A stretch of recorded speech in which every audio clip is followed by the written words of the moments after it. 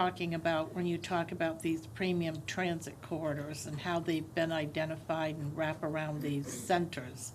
My question is, as things evolve and as we move forward, is it going to be possible to, while we're looking at,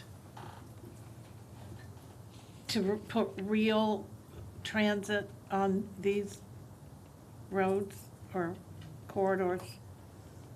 Those planning efforts are going on in parallel with these land use efforts. I know this board has had extensive conversations about how to fund transit. So the idea is to plan both the land use and transportation at the same time. So we don't have to come back again. As we evolve, and let's just pretend 10, 15 years from now, there's a massive opportunity to create real transit. We can do it without having to come back and do this all over again, you think?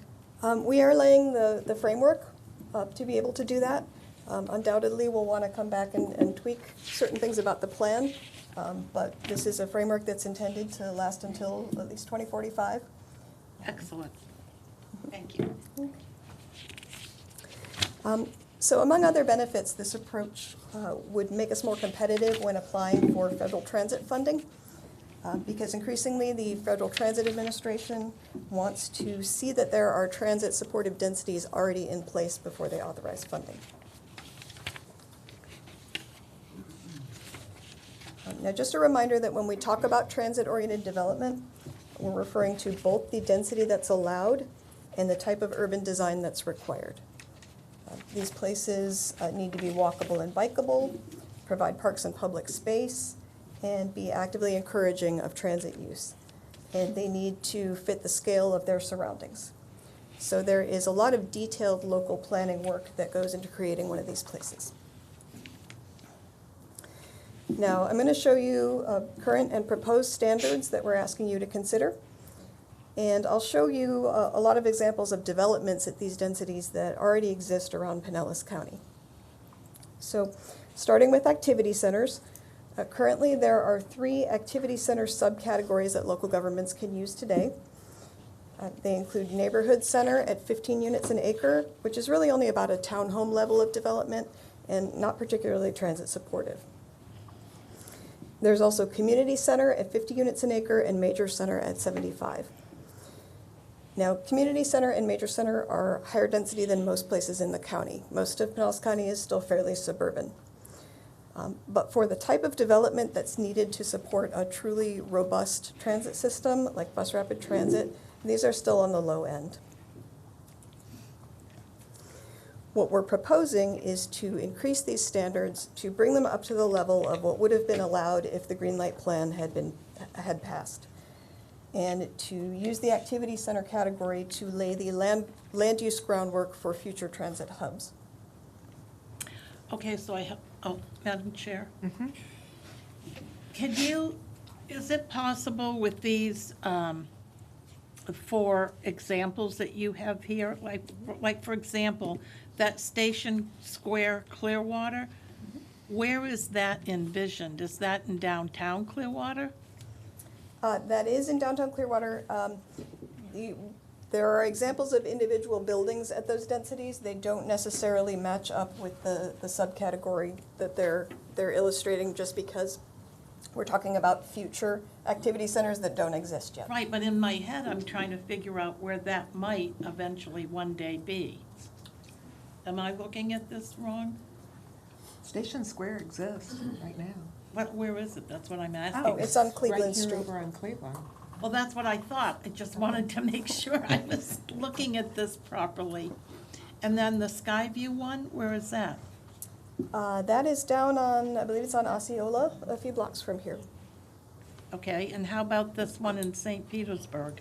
That is right in the heart of downtown. That's on 4th Avenue South in downtown St. Petersburg.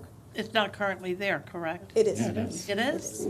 These are all developments currently here. Yes. They're just showing you the scale that would apply to a future land use map, showing you projects that would fit into that at the future land use map. These are just examples so that people can see it and understand what scalability it means and what it looks like. Oh, that's so exciting. I just want to make sure that I wasn't missing something, because I'm down there all the time, and I don't remember seeing that round thing down there. It's there? Oh. Lord. Thank you. Charlie's laughing at That me. means it's fitting it very well. I guess so. Thank you. So Neighborhood Center would now serve as a future transit hub for a group of surrounding neighborhoods. And it would allow 60 units an acre to provide for some vertical development and a healthy mix of transit-supported land uses. And then it would range all the way up to a new urban center subcategory, which would really just apply to downtown St. Pete and Clearwater. That would allow up to 200 units an acre, and it would recognize the dense urban pattern that's already in those locations and give them some room to grow further. Now, none of these standards will apply automatically. If a local government wants to use them, they will still need to come back through this public hearing process for your review and approval as the Countywide Planning Authority. And no local government is in any way required to use these new standards. It just takes away the prohibition against requesting these densities that we have today. So our second transit-oriented category is multimodal corridor. In both the current and proposed plan, these are less dense than activity centers. Activity centers are the transit hubs, and multimodal corridors are the connectors between those hubs. In the current plan, there are only 2 subcategories of corridors that can be adopted, primary and secondary, and ranging from 30 to 40 units an acre. We're proposing to increase that to 4 subcategories, and they would range from 45 to 60 units an acre. So not as large of an increase as for activity centers, but still providing additional density and flexibility over what we have today. And the changes to those 2 categories are really the most significant changes that we're proposing as part of this amendment package. We do have some other proposed amendments. One of them is to streamline certain types of minor amendments within established activity centers and multimodal corridors. And you had an example of that earlier in the agenda. One of the land use cases this month was the City of Safety Harbor amending a single parcel in its activity center to recognize it as a public park. They weren't increasing the maximum density or adding new acreage to the activity center or adding any uses that weren't already allowed. So we're proposing that those types of minor changes could just be handled at the local level. And that's consistent with what we do elsewhere in the plan already. We're also proposing to create a new category called Planned Redevelopment District. It would allow a density of 45 units an acre and 2.0 floor area ratio. That's just below the lowest subcategory of multimodal corridor. And that would provide a middle ground between the very transit-oriented categories and then the lower density suburban categories that are used everywhere else. And this was in response to a need identified by a few of our local governments. We're proposing to enable locally created density bonuses for missing middle housing and vertical mixed use. And that would work similarly to the local affordable housing bonus that we already have in the plan. And again, this was in response to some local government requests. And then there are a number of just housekeeping type amendments, updated definitions, terminology, clarifications, and so forth. The very last item is a proposed framework for prioritizing transportation funding based on local government land use planning along major corridors. This would be administered by Forward Pinellas in its MPO capacity, but we're recommending adopting the policy basis in the countywide plan strategies. If a community adopts the multimodal corridor and/or activity center category and plans for affordable housing in that corridor and takes a number of other steps, then they would receive priority for funding for transportation projects on that corridor by being placed on the MPO multimodal priority list. And that, again, is very much in coordination with the corridor investment strategy proposed for both Advantage Pinellas and the county's planning efforts. In conclusion, I'll mention again that we worked very closely with our local government partners on this amendment package, both with the Planners Advisory Committee and by meeting individually with every local government that could be affected by these changes. We incorporated all of their input, and we have a great deal of buy-in. And we had unanimous recommendations from both the Planners Advisory Committee and the Forward Pinellas Board. And with that, if there are any questions, I'll be happy to answer them. Commissioner Welch? Thank you, Linda. Great job, and thanks to Whit and the staff for their great work on this. As I think back, this really was a reason that the PPC and the MPO were put together, so that one day we would have land use and housing, transportation, jobs all in one place. And this is a big deal. Big deal. Very low-key approach today, but it is a really big deal for our county. One thing I wanted to ask you about, and slide 10, if we could bring that back, I just wanted to note, I told my colleagues that a few weeks ago now, a Sarasota City Commissioner, former mayor, asked to come up and look at some of our affordable housing projects that we'd funded through the Housing Trust Fund and the Land Trust. And just so that folks at home, when we talk about affordable housing, Urban Landings in the top right corner is one of the projects that we visited. And so Urban Landings in downtown St. Pete is affordable housing. That one has 32 units, 8 units at less than 120% AMI, and 32 units at less than 60% AMI. And that's what affordable housing looks like. So the NIMBY folks Fabulous. need to really understand the kind of affordable housing that we're putting together in Pinellas County. The second one is on slide 3. And I just wanted to ask, I know we've talked about it at Fort Pinellas, that one, the one that had the graph. How are we capturing the increase in tourism in these numbers? Is that something we're accounting for? It's not included in these particular numbers, but we do have tourism projections as well. Okay. And one of the ways that we hope to address that is by encouraging hotel development in these activity centers so that the tourists can get around with transit as well as the residents. Okay. Thank you so much. I had some questions on the land use strategy map, which is slide 7, I believe. So Commissioner Welch asked one of my questions about affordable housing. You mentioned the planned redevelopment district, and I don't see that on this map. That isn't shown on this map. First of all, it's a brand-new category, so no one will have been able to use it yet. But we use this map to set locational criteria for where activity centers of different densities can go and where multimodal corridors of different densities can go.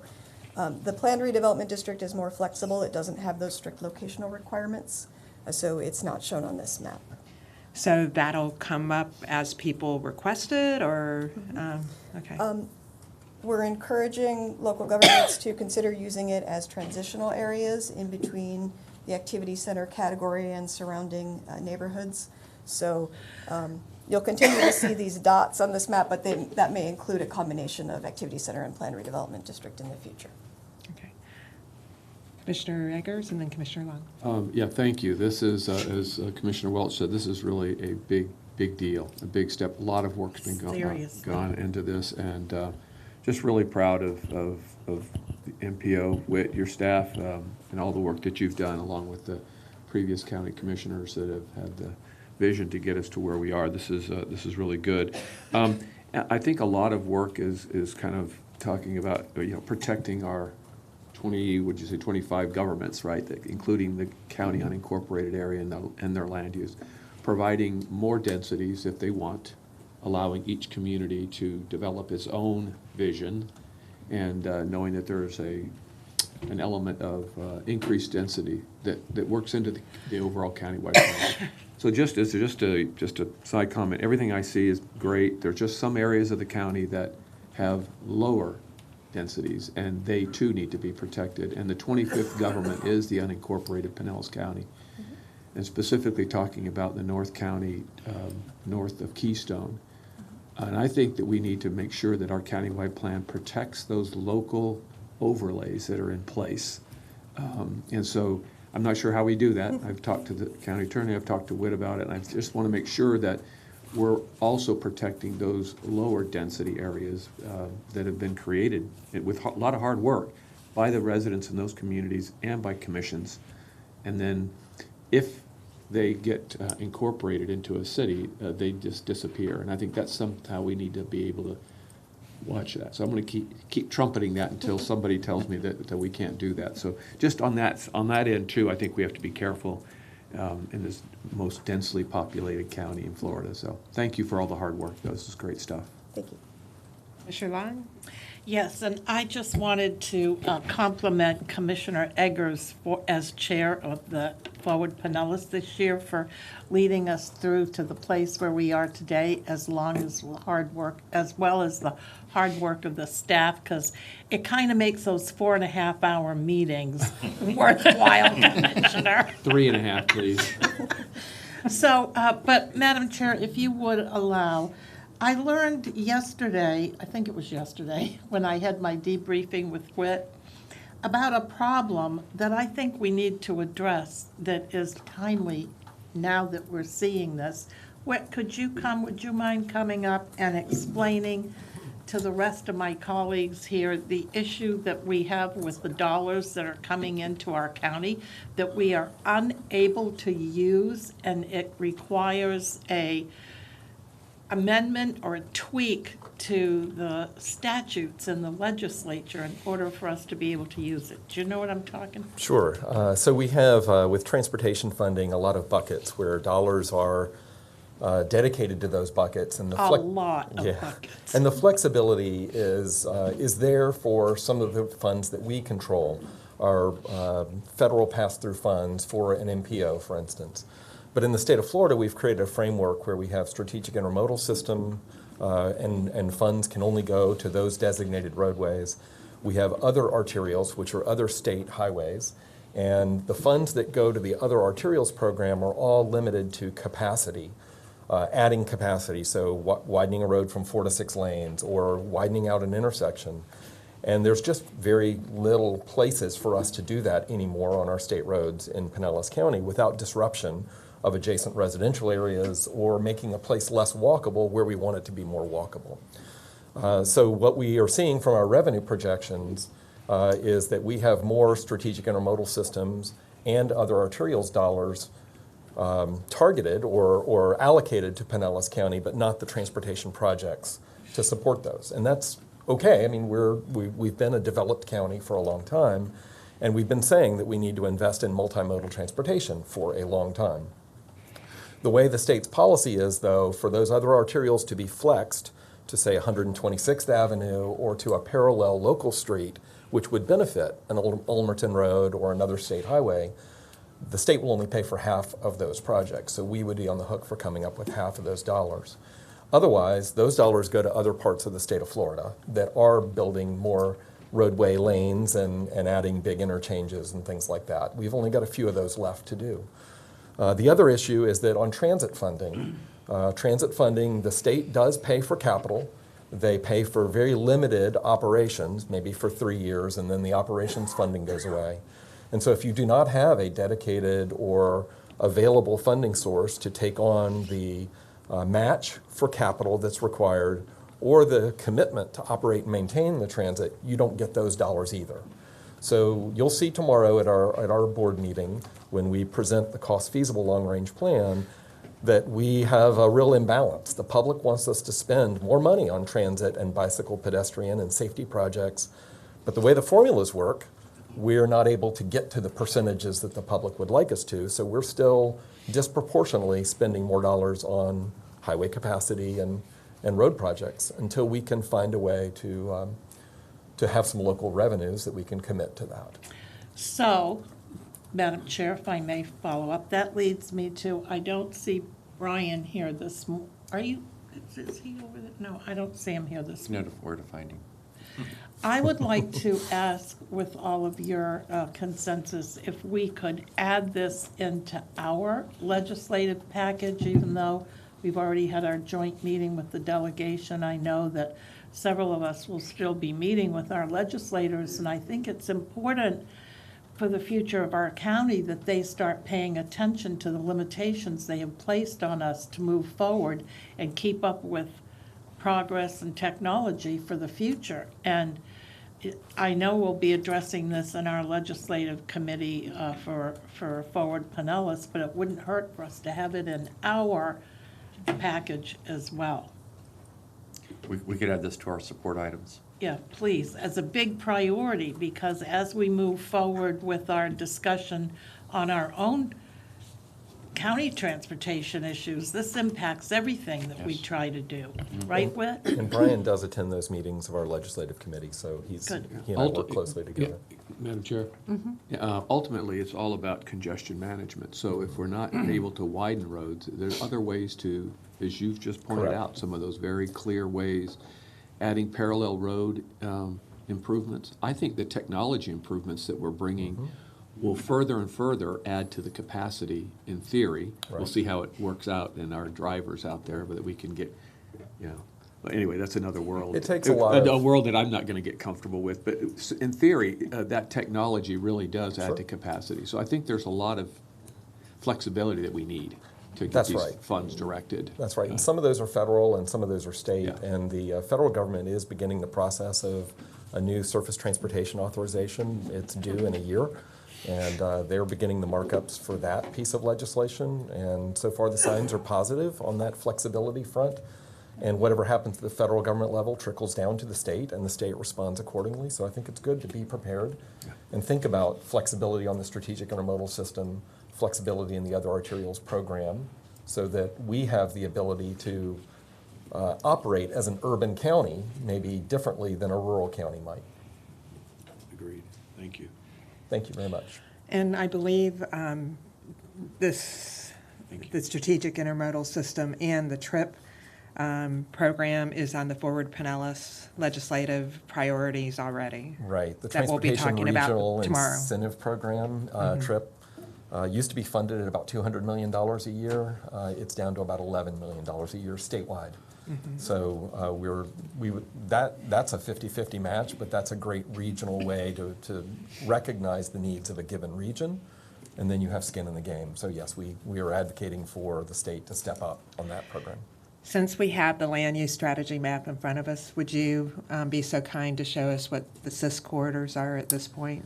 Sure. The CIS corridors on the map are US 19 from the Pasco County line through Pasco County, really all the way south to the new Gateway Expressway that's being built. The Gateway Expressway, a new toll road, will be part of this strategic intermodal system. And then the interstate, so I-275 all the way through, and then the Gandy Boulevard going east through to Tampa. Okay.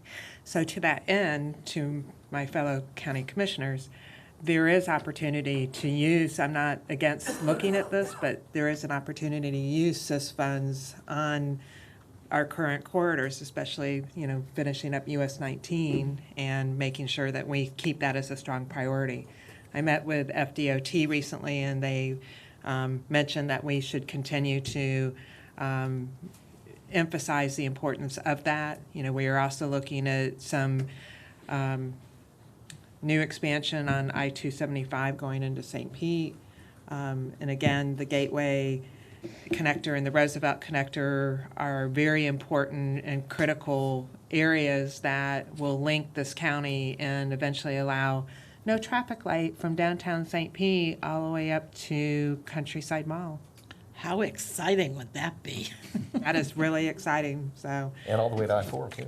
And we've actually purchased the Sunshine Speedway through a federal earmark by former U.S. Congressman Bill Young back in 2003.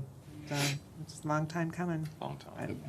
Madam Chair, just one comment, and I think your point's a good one. I think the idea of being able to flex those dollars from 19, perhaps, maybe not, is to look at corridors like McMullen Booth or like Belcher that could alleviate some of the congestion on 19 and/or because of the growth of Pasco County more towards the middle of the county. McMullen Booth continues to get more and more pressure. And so Seriously. how we connect that area with 19, and we're talking about some additional things on that new Keystone, or how we bring some innovative ideas to McMullen Booth Right. to help out is, important as well. Well, don't forget that a past commission did allow for greater purchase of land on Keystone Corridor for the future. So there is capacity available there. And, I mean, not capacity, but there's the ability to widen in the future. Correct? Correct. Commissioner Justice, Oh, go ahead, I apologize. I'm sorry, you still wanted to talk about, or something? No, I else? had another question after Hi. listening to you, but go ahead, Commissioner Justice, I'll go later. I just had one, we're missing one of the last slide about the Yes. strategies. If we could get an updated PowerPoint, that'd be great. Okay. My question was on the proposed activity center subcategories. Neighborhood center going from 15 units to neighborhood center going to 60 units. Is that a current designated neighborhood center that will be going to that new designation? Or is this a new proposed designation for a different? Trying to figure out the nuts and bolts actually on a map of what will be allowable.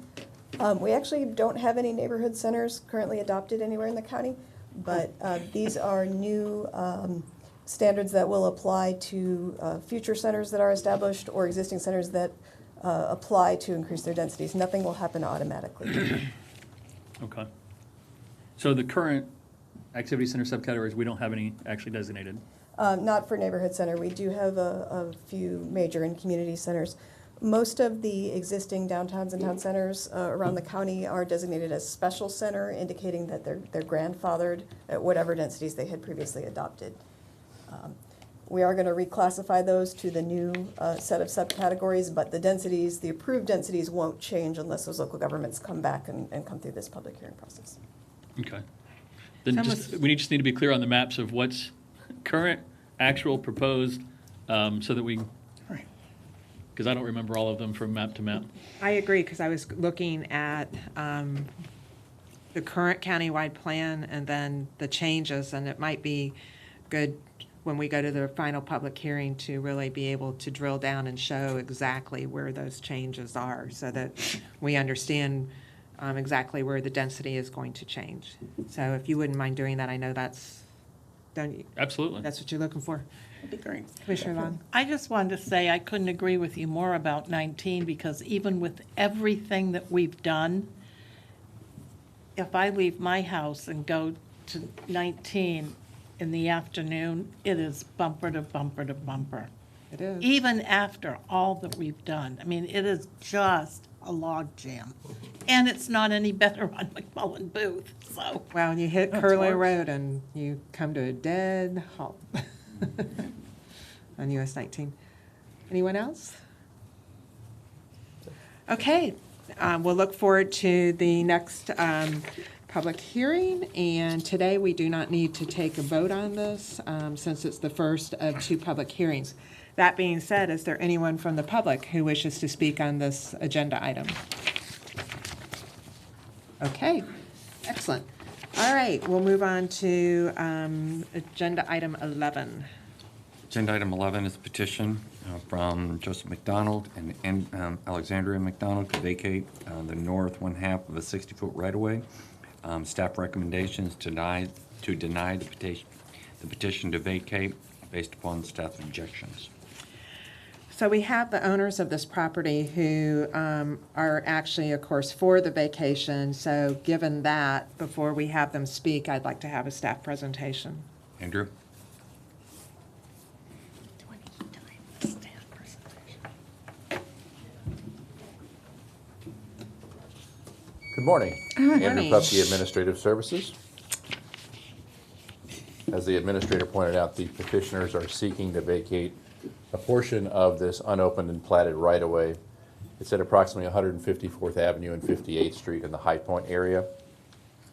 The county is objecting to the vacation for a couple of reasons. If you can see the aerial, this is the petitioner's residence, and then this box to the south is the proposed area of vacation, which is a portion of the entirety of this right-of-way known as Russell Avenue. So one of the objections is that this vacation would leave a remnant. It would take approximately a quarter of the right-of-way and leave the rest there. In addition, in this particular area, and we can bring it up on Google Earth to show you, but this corridor proceeds to the east approximately 5 blocks. 2.5 blocks are unopened, and then about 2.5 blocks are open, so there are residential streets on a portion of this. So by taking away that portion of right-of-way, you would, in essence, take away the opportunity for that to be a street in the future. Currently, the size of the right-of-way would allow for a street to be constructed on that particular portion, and again, extending to the east if that was the case. Thirdly, the petitioner has indicated that they would like to extend their fence out to the south into the vacated area. And it is our opinion that that would create a safety issue. They are going to present to you some concerns they have about safety along the right-of-way adjacent to their fence. But if you move the fence out, then you create a side, if you will, where people can hide and do the things that they are concerned about now. Illegal activities along the right-of-way, so we would not support it for that reason. In addition, there is a driveway cut right here that the petitioners use to access their property. It is also the access point for the adjacent property. If we were to grant, or if you were to grant, excuse me, the petition, that would impinge upon the ability for the adjacent property to have access to their property. There's also a rural segment of drainage here along the south portion of the right-of-way, which the vacation could create a maintenance challenge for Public Works to address that drainage area. So for those reasons, the county is proposing to object to, or I should say, we are recommending objection of this petition. Any questions for Andrew at this point? Just one Yes. quick one. Could you re-describe the actual right-of-way as it goes south? Is it not, it's not just the area that's being asked for, but how much? Correct. So that's a 30-foot portion of it, so that's about half. So you would have another half to the south. So this is a quarter approximately of that entire right-of-way between those two streets. And it goes over how far to the east?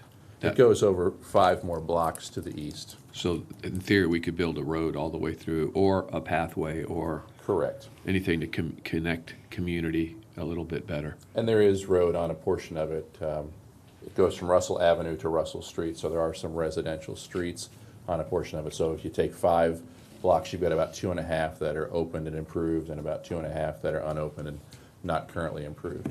And is that 58, is that the one that goes into the back of Reuben Icott Center? Correct. Okay. Thank you for now. That's all for now. Any other questions at this point? Okay.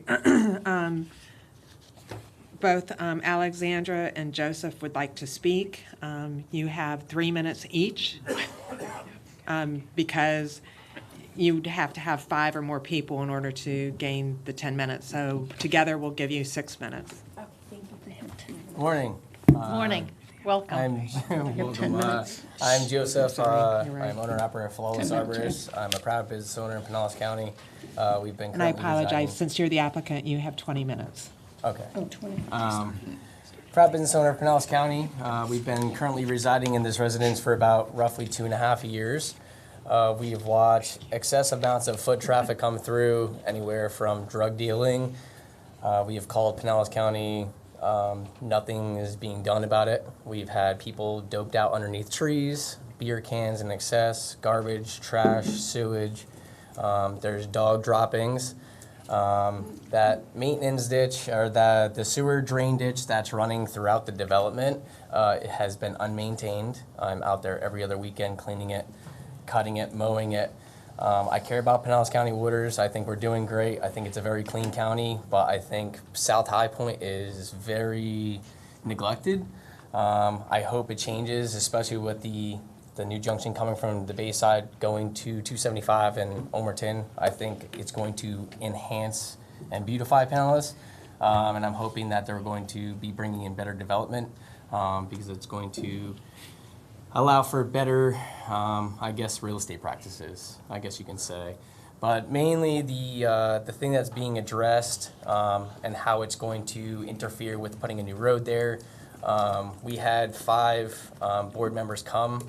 We had waited there an hour and a half. The guy who decided to finally show up an hour and a half later, who said that there was going to be all these issues that were brought up just previously, I don't feel that those issues are really a major concern because there's no pavement there, which has become unpleasurable.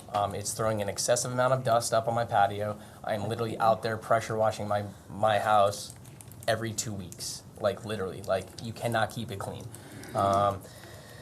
The foot traffic, as of yesterday, I'd like to show you a picture. You want the gentleman? Yeah. The creepy This is the constant foot traffic that we have coming up to our property. This is a gentleman who came up, and what they do is they come from the back neighborhood, from the jails, from the recovery houses in the back of the neighborhood, from Pinellas County. They come, they cut across our driveway, cut across our foot traffic along our front entire yard. Oh, yeah. So there is no deterrence at all. So it's this it's- man was barefoot running, and my Ring camera alerted me he was out there. And then my shepherd came to the window. He came all the way to the door, and then he realized we have a Ring doorbell. Now our whole house is covered in security cameras. We have about 8 of them. So I wish we could have brought you videos because you would find that quite entertaining this morning. But But when you're getting a phone call from your wife, Yeah. when you're down in Sarasota trimming trees, Yeah. and there's somebody literally shirtless, shoeless, grabbing your hose and running to your front door ring bell, it's kind of it's and then he ran down the crazy. street. But he didn't this- want to ring the bell because he didn't want to be on camera. But that's not how these work. so. It's a constant issue with the foot traffic. It's very uncomforting. It's discomforting for Yeah. me, for my wife, as well as the foot traffic. People just driving by there, doing drug deals, leaving, Yeah. doing drug deals across our property line. I mean, this is all on camera, so there's no denying it. The erosion control, Pinellas County Waters. I love Pinellas County Waters, but there is no maintenance on that ditch at all. So There's not. This is right here is where we'd pull in. We don't actually have access to a driveway. So most communities or houses on this off 58th Street have their own entrance into their own driveway right off the main street. Ours, for some reason, does not. Neither does the duplex next door. So we all come in this area. We do have a smaller frontage, but it is 60 feet across. We're not asking for the whole thing, and there is ordinances in there that, the county has a foot easement or, 5-10 feet easement in, right? That we don't own of that frontage. Our fence also starts right here. That's right up to our side of our house. So we wouldn't put a 6-foot fence all the way to the road because that's not, legal to do that. We wouldn't do that. So this is how we access in here. All of this here is the alleyway. It's sand. It's washing out we bought this house July of 17. The amount, and this is a picture of it in more of its entirety, is just washing out. This is the ditch that they're speaking of here. There is also another ditch here behind my husband. Is that the right-of-way that we're looking at? Yeah.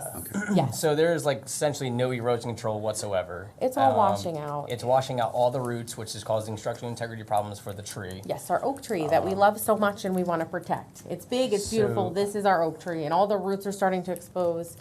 And then there's also root compaction on all the cars that are driving Yeah. around like a racetrack coming out of the duplex. So if you go back a little further in the ditch here, we have an issue with people think this is a party zone. We've called the sheriff's office, I'd say at least 10 times since July of 17, since we've lived there. What these neighbors do is they set up tents and have barbecues and big shindigs, right? And it's right outside our fence. And they use it as a parking lot as well. And then when they're done, they leave all their garbage and their beer bottles and have us clean it up. So it's a constant thing. The thing is, I love the fact that you guys are trying to, hey, let's put a roadway there. The other observation was that, hey, let's put a water treatment plant there. The Yeah, we guy heard who that. showed up That's an hour and a half important. late. I'm like, if a water treatment plant goes there, or I'm gonna be honest with you, Oh. another road, there is no way I would want my kids running No. in that area. So it's becoming unpleasurable. Besides the dust, the garbage, the drug erosion. trafficking. I mean, there's a lot going on there. It's pretty And gross. I don't if know. we can deter them from cutting through our yard and lowering our liability and somebody tripping on our front yard, and at least keep the foot traffic of people grabbing hose, running to our doorbell, the parking, the unnecessary partying. I'm going to be honest The with drug you. dealing. I think this is not going to be the end of the situation because no matter which way you look at it, you're going to spend money in development. Mm-hmm. But we are literally the only. There's triplex, then there's our house. We are sharing across. one main entranceway. Every other house going south and every other house going north, there's their own entranceway for their own drive. Yes. So I and there's a think ditch at the end of actually our plot. So we have the one with the pool, the duplex across. There is more easement. Our neighbor behind us, Renato, just bought the house. He's redoing it, making it look great. There's actually a ditch there, a drainage ditch. So you can't, really do anything over there. But if you do, and we have driven through the 5 blocks of easement that goes 5 blocks out. If there is anything drivable, it looks like it is something that the homeowners had done. Most of it is not paved. It's, dirt like ours is. And they use it to access their homes, to get in their side and gates and whatnot. there's no maintenance there when it comes to the drainage ditches, the trees, the grass, everything's Yeah. overgrown. It gets 2 feet We tall. mow it. And We maintain there's also as well an excessive amount of mosquitoes because of the standing water. So we've had the county out there maintaining that. Then the other thing is we've got landfish In my pool. swimming in our pool. In my pool.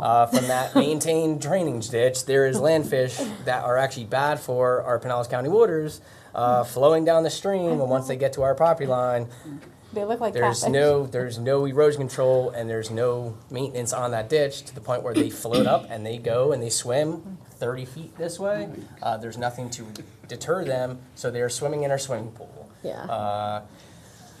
They're fun And to it's fish not out. even just say it's just like one a year. It's like every time we get severe rains, we know we're going to have unexpected guests in our pool. Yeah. So there's no pest control company out there on the preventative maintenance for that. If there was, hey. Unfortunately, the only solutions I have personally come up with is bump it We want to out, maintain it. maintain it, level it off, plant some trees for the erosion control, Put some rock down. deter the traffic You know. out so they literally have to come this way, not come right through our driveway and our front yard. We plan on, if we do get this, we're gonna install more security systems. The gentleman behind us is Renato. He just bought a house. Very nice man. He actually lived, George Boulevard is the road behind us. He lived on that boulevard, on that easement as well. He bumped his fence out in that easement. Very nice man. He's gonna put security cameras in his part of the alley as well, just because he knows how the area is. I mean, we're not far from the jail, and I get it. We just, we plan on having kids one day, and we don't want to have that going on in the dark in the alley. It's not like it's a lit up alley either. It's dark, so you can't see anything. So There's just a lot going on, and it's I love Pinellas County. We've Yeah, been here, that's why I've we been bought here 12 here. years. We've been in this residence for 2.5 years. Yeah. I'd rather see our tax dollars go to better use, and honestly, mowing something and trimming up a couple trees, it's what I do every day. But we just want the it to other be issues, ours. it's going to be a constant battle of calling and wasting the county's time, and Sorry. it's not a big deal. So we're just trying to find proper solutions, and this is the only one in a year that we have come to into an actually reality where you guys aren't going to be spending a fortune, and our tax dollars that are going to be extended into that land can go towards, hey, let's go ahead and maintain that ditch or put a nice walkway there, Right. and pose that. But to put a roadway there with the only drive there to access 2 properties, And we're okay sharing the drive. we're we not don't asking have for the whole any- thing. no. We're asking for half. I think the duplex needs to get half, and then another entranceway needs to be put in. But that's going to be Yeah. the cheapest alternative it's than 60 developing a feet. new road going through there and causing more traffic. So if you could show me, this is the picture I was kind of Erosion. looking for. Yeah. Maybe show me where you were thinking about putting the fence. So it goes to, I want to say it's 60 feet in this easement. Unfortunately, you can't see my fence over here, but the entirety is 60 feet. So we're it's going to end petitioning up- for 30 of right here. Here, Andrew, I'll help you. Yeah. This may help. If you want to just put that, then you can show if you're going to reduce So the size of the ultimately, fence. It'd be it's- half right in it's the going middle. it's going to be half of where it's going to be. Yeah. So that would minimize. There's still going to be 30 feet this way, so there could be a walkway put in here and deter the traffic coming out to that main entrance and going out that way. Yeah. Over here is where, if you look, there is a main entrance here, a main entrance here, another main entrance over here, and a main entrance over here. Each development, except for ours, but we're now sharing this main entranceway with a triplex as well as a primary residence. Yeah. So it's Which always is a traffic. fine, Yeah, there's Because no there's an traffic easement, situation. they'll be able to pull it. If you pull into the roadway, when you pull in, we're on the left, the triplex is on the right. They have a driveway entrance right there to pull in, and we pull in, ours is right in front of our house. And actually, right where that outline is where we're proposing to put a fence. So it would be a 6 foot around here. It dropped down to a 4 foot here. That would deter the foot traffic right off of our property line. Lower liability there. Mm-hmm. There's still plenty of room to get a tractor or some type of maintenance Yeah. truck to get in there. And if they don't want to and come in there's- this way, they can come in the back way off Georgia Boulevard, Yeah, there's a whole nother entrance on the backside over here. that they could maintain their. So And are there's you also at this reducing, main entrance, there's at least 5-10 feet of easement right there for them to pull in as well. so show me for this southern property, where they would be able to get to their property? The triplex or for the maintenance of the ditches? So they could still use that Correct. concrete pad to get into their, Oh, yeah, it's Yeah. very wide. it looks like it's. It's the entire 60 feet wide. I mean, it's wide. It's Plus, the there's size also of the- another whole backside off of George Boulevard. to maintain, way. so they could drive their tractors in to clean those ditches that are there, which I think I've seen them clean once in 17. That's where all the fish are coming from. But, which is interesting. You look at your cameras at 2 in the morning and go, is that a snake in my pool? It's not a snake. But, yeah, I mean, they would still be able to access their triplex, no problem. You can actually still drive along, right here. If you look at this picture, they would be able to drive here to get in. And then there's another entrance to their driveway over here. So it's like, circular, but they'll still be able to drive. I mean, we've measured it at least 10 times. We've walked it. We've made sure that this isn't going to affect someone from not being able to get to their house. And, we want to make sure that we preserve Pinellas County. I mean, he's big into, the freshwater and what are you certified? Yeah, for BPM. I mean, the big thing is the erosion control with the tree. It's exposing the roots. And You're getting washing our compact property. roots. I just personally spent $1,500 dumping stuff on Pinellas County's vacated Russell Road, whatever you want to call it, to stop the erosion control. And it's a small preventative. It still needs work. Yeah, we put crushed asphalt down because, we know we can't put anything permanent there and that's fine, but I just can't see myself even at, a contractor rate spending thousands of dollars putting rock there, which is essentially what we need to do to stop the erosion, the sand from washing out. I just can't see myself spending that on something that I don't own. You know what I mean? But we want to do that and we have to do that because there's nothing stopping There's not this another from washing solution it to do out. it, other than paving a road through it. Right. Literally paving a road through Right. it. And we've been living like this for the past 2.5 years, and nothing's been done. No. It took a year just to get to Yeah. this stand. And we're happy to be here. We just need something. Commissioner Gerard? Okay, I guess I'm wondering what it is you're proposing to do if we gave you the right-of-way, which wouldn't be giving you the property, it would be giving you the right-of-way. Giving us the right of way, we're gonna fence it in. We're gonna put a fence there that opens, we're gonna rock it, and we're gonna use it as a drive. So how does that stop the water, I don't understand. Because we've how got to that- level, we've got to If you- grade it, yeah. and then we've got to put rock over there to prevent the erosion. Right. Plant trees along the side, stop the erosion control going to the ditch, keep Pinellas County waters clean. Yep. Stop the landfish from coming up all the way through the alleyway and diving into my pool. Yeah, so we planted these are fishtail palms right here, on the outside of the fence. They're great, threw mulch on it. That's stopping our property where our pool is from washing out any further. This is washing out in here. But what we'll do is we'll take these and we're gonna move them to the other side of the fence if we can bump it out. If you put plants, if you put ground cover, you put sod in, anything like that, it stops the dirt, the sand from washing out. So ultimately, where this ditch is over here, the only tree that's there to help the erosion It's on the other is our live oak here by the house. Mm-hmm. And then there's a laurel oak over there that's in decline. But there's no erosion nothing. control, nothing here to prevent all of this water going this way. Right. I mean, And it goes it's just into literally the, carrying everything from the alleyway, washing everything, exposing all the roots. yeah, it's just washing everything essentially into this ditch.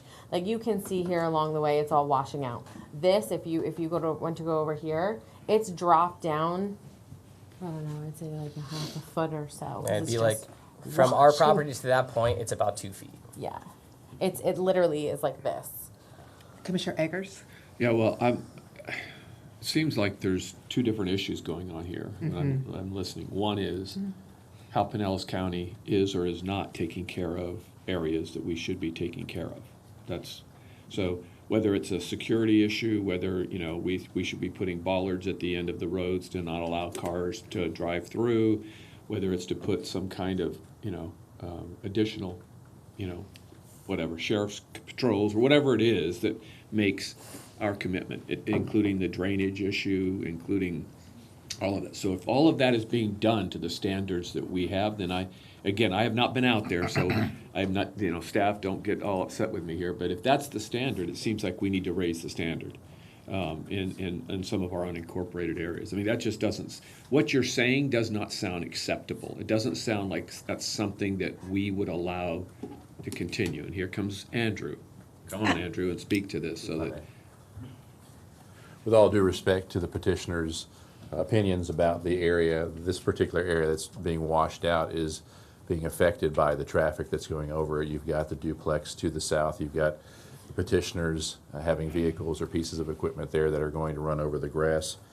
I can show you in this picture, looking towards the east, that, and you probably saw it in an earlier picture from the petitioners, that towards the east you have grass growing in that area towards the next street. So there's activity that's occurring on this portion of the right-of-way that is not allowing things to grow, and they're using it for certain storage of equipment or vehicles, or the neighbors are driving over it. So you're not going to have that vegetation growing there. In addition, I would take exception also to the ditch maintenance. This is a picture of the ditch, and again, if we've got sheet flow of water across the property in a heavy rainstorm, it's going to sheet flow to that ditch. That's the indicated design, but the ditch is not overgrown, it is maintained. What do you mean? You said sheet flow? Sheet flow, yeah, flowing laminarly across the ground. When you've got heavy rains, it's just going to flow in one direction. So quick based question upon- real quick, excuse me. So this pipe that's servicing that on the other side of that ditch, what size is that pipe? I don't know, sir. It's, I mean, that's at least 1.5 feet, and at least 30% of that should be properly flowing from one side to the other. And So there it's is a it's got ditch in the back here. extreme, all the way from one side of the block, 5 blocks down, it's compacted at least 20 to 30% full. And So then- there's no flow going from north to south when that's going west to east.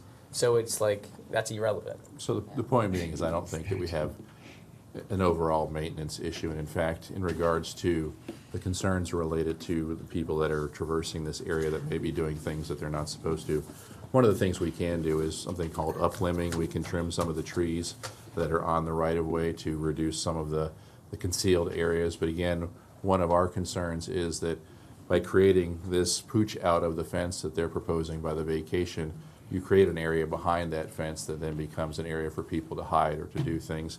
And I think not having law enforcement here to give their opinion, that would be a concern for law enforcement as well. If they're chasing someone through this area, they don't want to come upon someone on the corner of a fence. Right now, this fence goes straight down the right-of-way. The property to the east of them is not participating in this petition. So again, you've got that remnant that's going to be created, a quarter of the entire whole that would be vacated. And even if you're looking long-term at the possibility of a road, if you take away that remnant, or that portion, I should say, that they're asking to be vacated, we then lose the opportunity in the future to make this a road. I mean, some of your observations on the improvements, I get that, and you know, I understand the two perspectives. I suspect we're never going to build a road there, but How long has a road been like inactive and unpaved?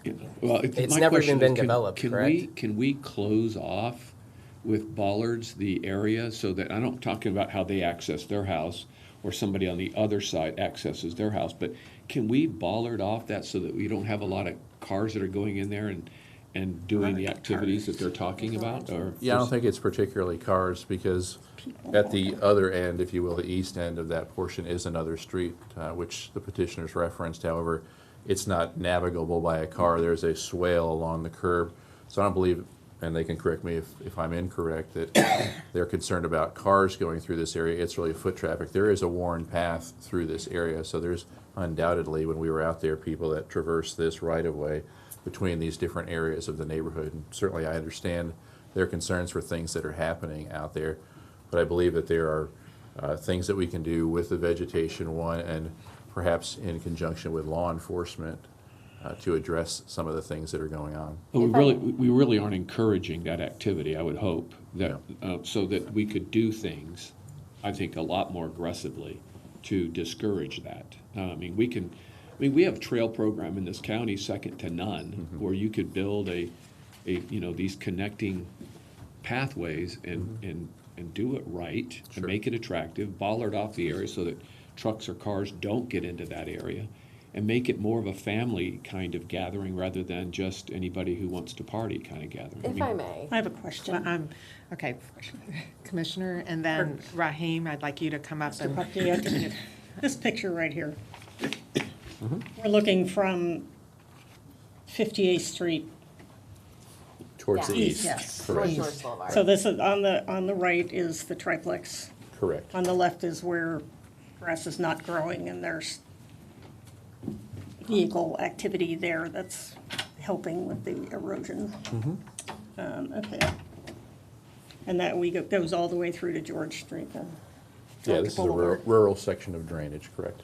Okay, gotcha. If I may, Just this wanted to drain orient. ditch runs all the way down to George Boulevard, to that swell. This is the only entrance to either one of our houses to get in there, the triplex or our home. And we have had the sheriff's department out there numerous times. Nothing's done. The county's known about this issue for over a year.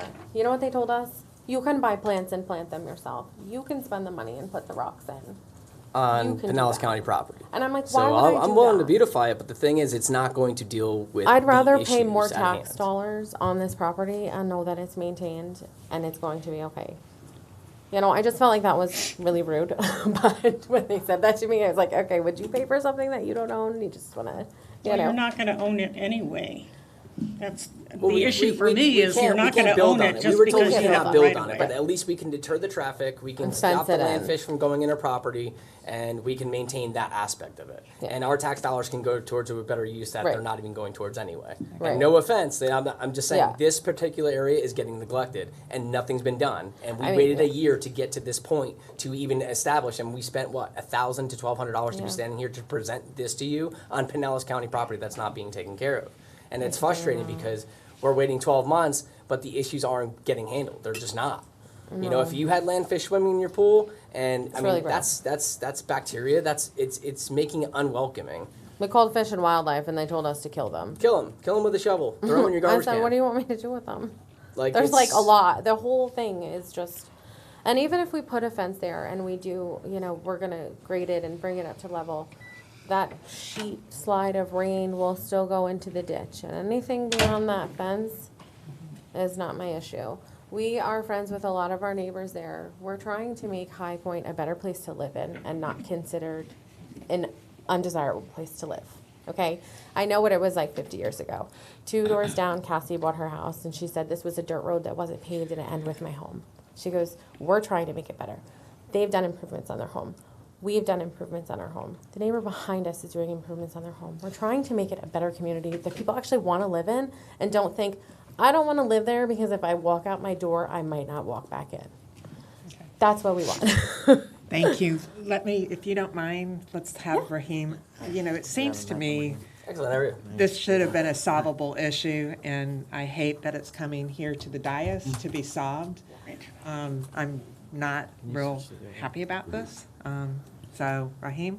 So right off the bat, Raheem Harji, Assistant County Administrator, we want the same things that you do. So we have this common goal, right? Just for the reference for the board, the property is right here, if you can see from the overhead. If you look at the street system out there, you have unopened right-of-way, which is I'll give you an example. It's this street that goes right here. And then you have open right-of-way, which roads actually exist. Within the unopened right-of-way, do you mind if I move? No, go ahead, I'm sorry. Sorry. That's all right. You took over that. Yeah, no worries. Within the unopened right-of-way, there is drainage infrastructure. To the point brought up by the petitioner, there's a combination, so anything in purple you see is ditches. Anything in green are pipes, and most of the pipes that exist out there are for driveway accesses. So to the point brought up earlier, the responsibility for maintenance on the driveway pipe is a homeowner's responsibility. Now, we would clean it if there's some sediment in there as part of our ditch maintenance and drainage system maintenance.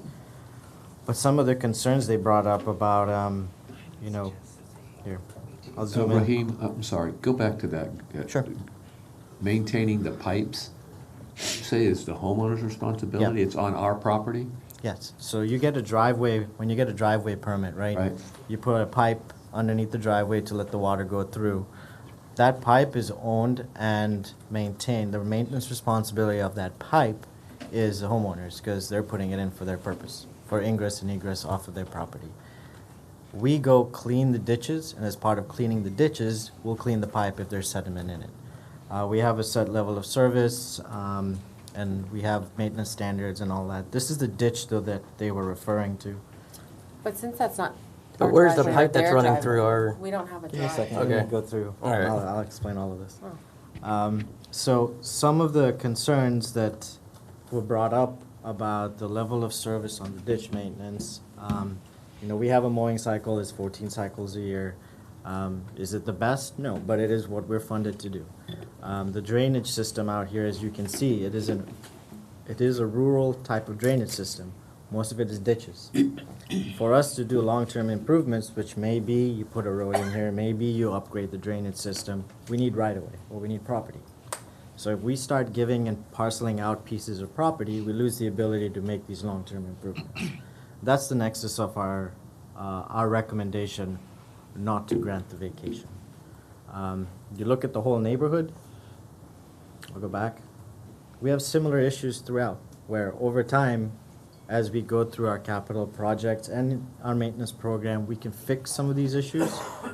But again, things like, you know, the individual that was traversing across their property, that's something we can work with the sheriff's office. And I apologize, you guys have not got the best response on that, that's unacceptable. But the vacation's not gonna fix that issue. So if we have the opportunity to fix these in the long run, fix some of the infrastructure issues out here, we would need the right-of-way. Right now, it is 60 feet wide. I believe you're requesting 30 feet. And Commissioner Gerard, to your point, if the vacation were granted, it would be their property. That 30 feet would extend out basically halfway through here, and would leave us with 30 more feet to do the improvements we need to in the neighborhood. Is there anybody else along that 5-block corridor that has gotten the I'll- right of way, improved that little piece of property, or that would impede putting a road in there? There's no other vacation, so I'll just circle and show you right on this map. You can see the dimensions are pretty much the same Right, okay. throughout all of it. As you keep going east, I can tell you that people have extended their fences. Sure. They may have not done it the right way. But and those are some of the unpermitted activities within the right-of-way, but at the same time, you know, they're taking care of the right-of-way. We're Gotcha. not We gonna- didn't grant anybody. Exactly. Do you feel that 30 feet access, that's still going to be available if we were to be granted the other 30 feet is accessible to put a drainage pipe and a proper walkway? No. Okay, And if it Okay. was, we would be supporting this vacation. okay, okay. So just to give you a context of the neighborhood. Okay, okay. And something given to the point out- drainage that goes all along that Russell Yeah. to One the of- east, would we really contemplate redoing all of that drainage? Because it's already in the right-of-way. So I'll use an example like right here. This is a county-owned lot. There is a stormwater pond there. You might not look at it from the aerial, but it is a permitted facility. It's a wet pond. It takes a lot of the drainage that already goes to it. So some of our strategies in the past has been, let's put a stormwater pond to collect what's coming there, then fix the collection system along the way. This is a perfect opportunity to do that. Where Yeah. a lot of this comes from the east, discharges into the pond, and then goes back into the drainage system that's along, I forget what the name of the road is here. The one behind us, Yeah, right in George front of you. Boulevard. Yeah, George. or 58th Street. 58th Street, sorry. So Raheem, is it in any of our plans right now? Is it in any of our plans to do that? I don't know off the top of my head. Well, you know, again, I think we have some issues. We've talked about High Point quite a bit and trying to make sure that we do our best to provide recreational opportunities out there and to continue working at bringing. I mean, I remember that there was a patchwork road on ICOT, on that boulevard all the way into the back end of it. It was just horrible. And finally, we took care of that one part there. So I think we just really need to take another good look at that Agreed. entire area, because I think, I'm not saying this is the only spot where we have maybe some issues that need to be dealt with. Yeah, and there's a whole, I mean, as part of our reinvestment in the neighborhood and us with Brian helping us out to go out there and identify things like this. We Is would be Brian the do- guy that showed up an hour and a half late and wasted No. everybody's time? No, that's not. Okay. But that's part of our commitment long-term to do something. And giving up right-of-way limits our ability to do that. And again, I apologize about the delay that shouldn't have happened. No, it's just like, There's- it shouldn't take 12 months to get out of there. I should be able to pick up the phone call, say, Sure. hey, you guys are involved with the county, listen, think these are these the problems I ki- have. we appreciate and have a your- representative. Dilemma, It's just not and getting addressed. Our county tax dollars are Commissioner not getting Justice addressed in has this a area. question at this point, and then somehow we need to move this to a place where we can have, I understand that the staff has already met with you, but it seems like that they need to meet with you again to see if we can come up with some reasonable solutions here. Well, the thought is, thank you, the thought is, on the east end there at George, or maybe even when you get to Waverly, but on any of this area where it's public right of way, that we have some, what did you call them? The blockade. Bollards. But also, I know that's just for car traffic, but maybe also some, no trespassing or You have those. public, county right of way, not public access, something like that, some increased lighting in there a little bit. And then, just, we need to turn the sheriff's department on it full-time for a period of time to make sure people know it's not acceptable anymore. Well, if I can, from the area standpoint, that is one of the reasons that we appointed Brian to help with really trying to look at things that we can work in conjunction with the sheriff's office. Are there physical things we can do to deter people leaving the jail to come back and through this area and things like that? So there's a larger regional strategy that we've just begun having discussions on, but that is the goal. And so there's a lot more work to be done just to address some of the issues that you're having with people coming up into your That yard. makes sense. I mean, we've spoken with our neighbors, and they think it's a good idea to take half of it, and Renato is behind us, and he wants to petition for his half as well, and we told him the right way to do it, instead of just throwing a fence there and saying, well, no one will know. I mean, the only reason I So- see that the triplex isn't here is that guy's not primary residence. He's down on Bel Air Beach. Yeah. He's not living there. He's renting it out to I wouldn't people want that are that ditch lower anyway. income, and they're tenants. They don't want to maintain it. No. We just want to make it better, and we want to Commissioner Eggers? rely on ourselves. Well, listen, We hear your concerns, we Yeah, I think recognize them. that's loud and clear. And I think it just speaks to your point, Barry, about trying to get some energy in that area to kind of find some of these projects that we would like to put into the community. And I think some of these right-of-ways, though I don't think they'll ever be streets, they may be someday, certainly are perfectly set up for a nice trail, walkway that is done the right way. I mean, we've done that all over our county, connecting parts of neighborhoods and making it more attractive for families to walk along and to be, to make it part of it. So I just think there's ways we can do things that we can do to improve that neighborhood in a dramatic way, and I don't think it has anything to do with right-of-ways, because I'm not sure that that's going to make the difference. It might make you all feel a little more comfortable. I don't think that's going to make No, the difference. I don't think foot traffic makes people comfortable in any way. It's 8 foot. It's 8 Because foot for we the have average been sidewalk. in St. Pete, and they have the beautiful walkways that are stone and have pots and pretty flowers at the end of it. And they still have that traffic that they don't want in there. And people hanging out in there and sleeping there or doing illegal things in there. It doesn't, speaking from friends we have in this neighborhood who are trying to make it better and beautiful and redoing their landscape and their home, they don't want it either. Because coming from that back neighborhood, it's like Section 8 housing. It's run down, inhabitable homes. There's one right next to me. If you pull it up on here, the floors have rotted out of this man's house. County We don't doesn't want do it. anything. We don't want that 2 traffic. years Commissioner of dealing Gerard. with it. No, that's okay. I mean, clearly, they don't want people walking by their house, so they don't Nobody want a does trail that. there. That's a shame. I mean, unfortunately, that, We have sidewalks in the front, and you know that's beautifully maintained. There's sidewalks to walk in front. I don't really feel comfortable if someone walking But next 30 to or my 15 fence. is not going to make a difference. That's my point. Wait, what's not? 30 or 15 won't make a difference in terms of traversing that area. So, It I'm just saying. might. Solutions If I will, saw, though. if I saw like this gentleman who's running barefoot through my front yard, he sees that Ring camera and he goes like this, and he goes, "I'm not going to do that." And I'm like, "Well, it's already recording you. We don't have to hit the button, but we're going to have that security system in place there." And so is the neighbor behind us, and they're going to see it. You're going to clearly see it. There's signs posted there already. You're going to be on camera. Keep I it just going. feel like if it takes 12 months to just pick up the phone, even if you just hire somebody in the coordinating staff and say, hey, these are the addresses that have been brought to my attention, needs to be handled, we need to find a solution. Yeah. There's no solutions. It's, hey, it's going to be $450 to go in front of the board. Hey, it's another $450 for the map. Hey, have this surveyed. And now we're here, I just spent $1,500, so I'm $3,000 deep into county property, and I'm like, hey, yeah, no, that's just not going to work out. You may have to wait another 5 years.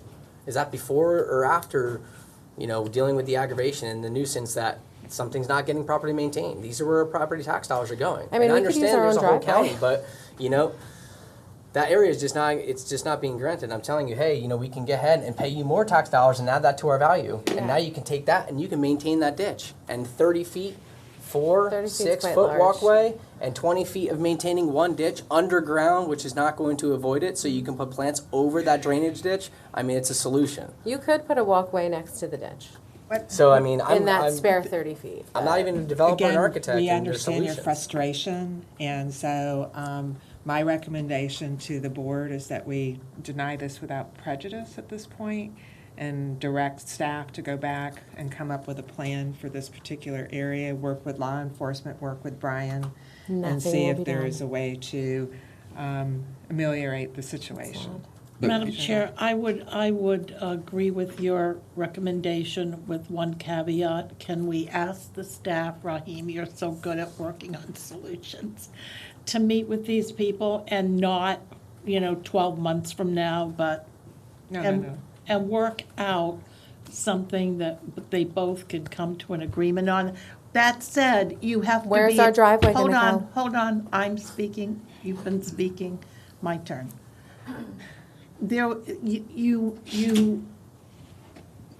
It's important that everybody come to this with an attitude of working out an agreeable solution. So if you're standing there saying, it's not gonna work, it's Ma'am, not gonna we- work, we're- you're we are Just let her already, talk. Hold on. It's We are fine. paying you to sit there to help us. I we're understand that. trying. Mr. Okay, McDonald? but There's we also nothing paid to be here today, and let we him had to talk. wait 12 months Just to let do him that. talk. It's frustrating. If you had landfish swimming in your pool next to wouldn't you care. at night, how would you feel? You just wouldn't You'd buy be and sell extremely house with it. frustrated.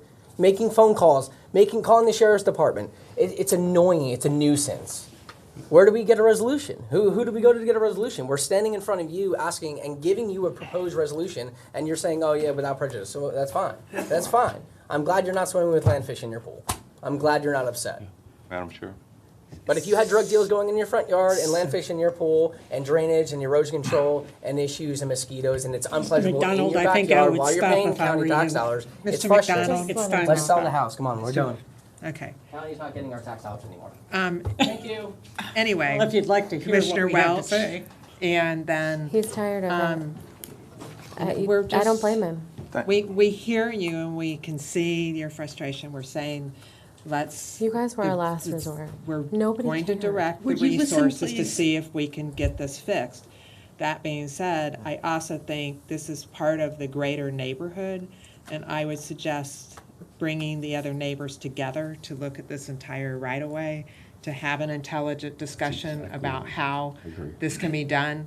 We have, Mrs. McDonald, we have another case of a neighborhood where the drainage ditches have been filled in and people put fences in, which cause flooding in their neighbors' yards, and that's part of the fear of what we don't want to have happen here. We need to look at this holistically. That makes sense. So, The neighbor already floods. yeah.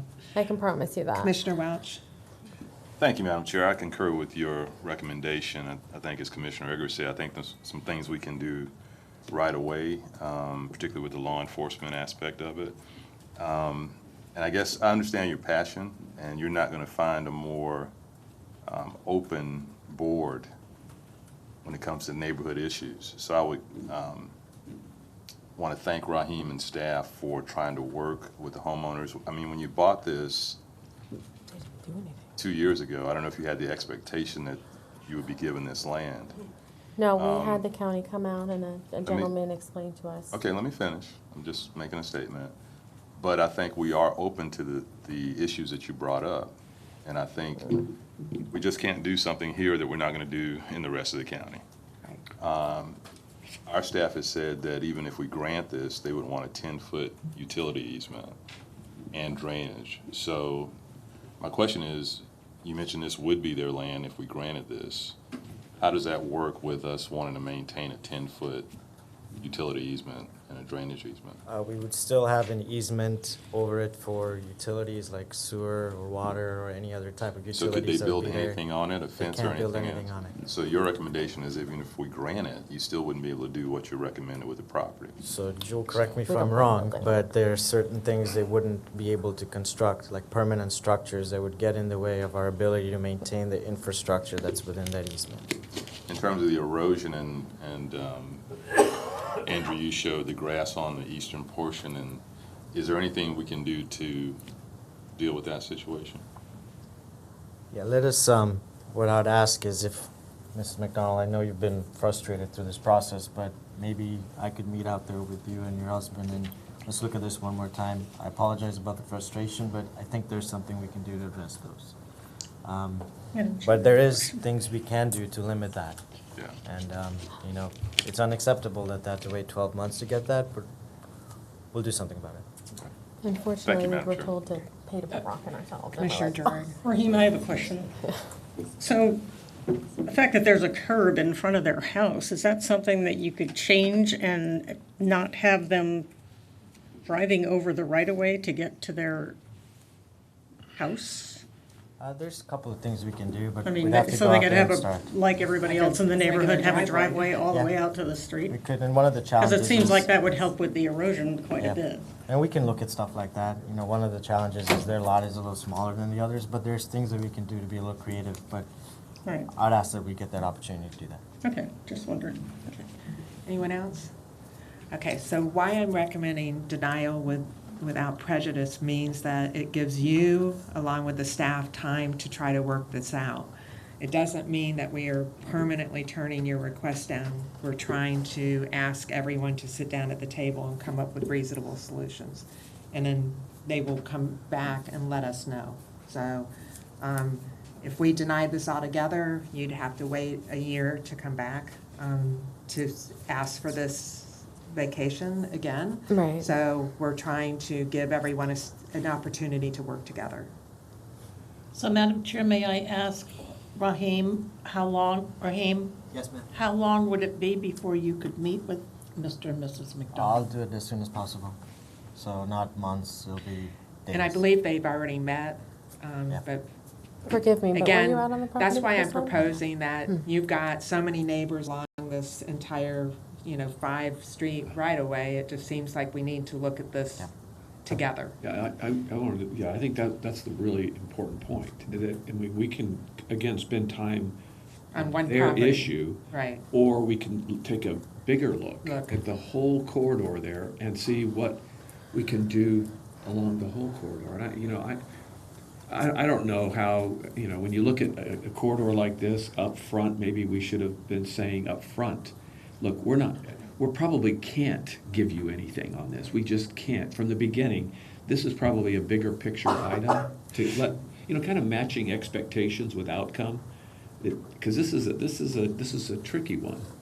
And, It is. And so I don't know if people were letting the family know that there was possibilities here, really, or if this is one of those, you guys are saying from the beginning, this is not gonna happen, and therefore, don't waste your time on this, but we do have a bigger issue here. Some of the things that they've talked about, I think are really important that we address.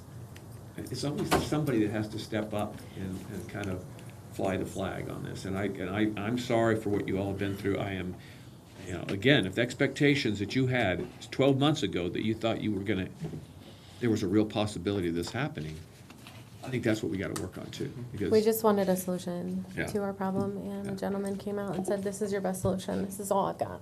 And he was from the county, and he was very helpful. We wouldn't have known to do this without him. But unfortunately, this gentleman didn't come out on the first meeting from the county, and I know none of our neighbors want foot traffic in there, and Well, this I'd be is your, happy to yeah, get them together. this is your best solution, means it's a good chance that you'll get it, if I'm hearing that. And when you want to spend money for that, that's one thing. So I just want to make sure that when we're talking to our residents out there, that if this is your only solution, but it's not a really good one, because we're not going to recommend approval. I think that's what needs to be passed along, Sure. so that they're not rolling the dice with their money. That'll give us an opportunity to talk to not just the Yeah. petitioner, but the whole community that's affected by this. So I'd ask that we do that as a next step. Thank you. All right. Thank you Thank you. for being here. We Thank will you. work with you. So what happens next? Well, So my recommendation, again, is that this be denied without prejudice, meaning that it gives everyone time to figure out some solutions. And then, neighborhood And and, like I said, if we just denied this, well, the husband and staff I will have still already work with you, but made a this- decision. This If- gives a little bit if of it's denied, teeth we're to trying to probably get some gonna stuff done. move out of the neighborhood. why because- let me ask a question. If it were denied without prejudice, or just, deferring it, what's the difference? Just so I understand. Well, we are deferring it, but we're saying if there's no reasonable solutions that can be made, then we might want to consider the right-of-way vacation after they've talked with the whole So I'm neighborhood. saying, why do we need to deny it? That's what I'm saying. Why can't we just? Oh, you want to often- continue it? Yeah, just let it go. Let it go, because, I think the denial, I don't know that sits well with the family. That's what I'm saying. It makes, they may not, well, anyway, I'm not gonna get into it. I just think It makes sense. we don't have to turn anything down. We just have to let it go. Like push it for a bit and re-look at it Some kind in of action. a bit of time. Well, we've done it before, many times. Do you want to just continue this to date uncertain? I mean, that's the same thing. Oh, yeah, yeah. It's essentially the same thing that I'm recommending. I understand, but we've Yeah. done it before the different way. So why are we doing it this way this time and then the other way the other time? If we're deferring it, we're deferring it. Pretty much the Yeah. same thing. Yeah. That's fine. It's the same thing that I'm recommending. It's Okay. just a different way of phrasing it.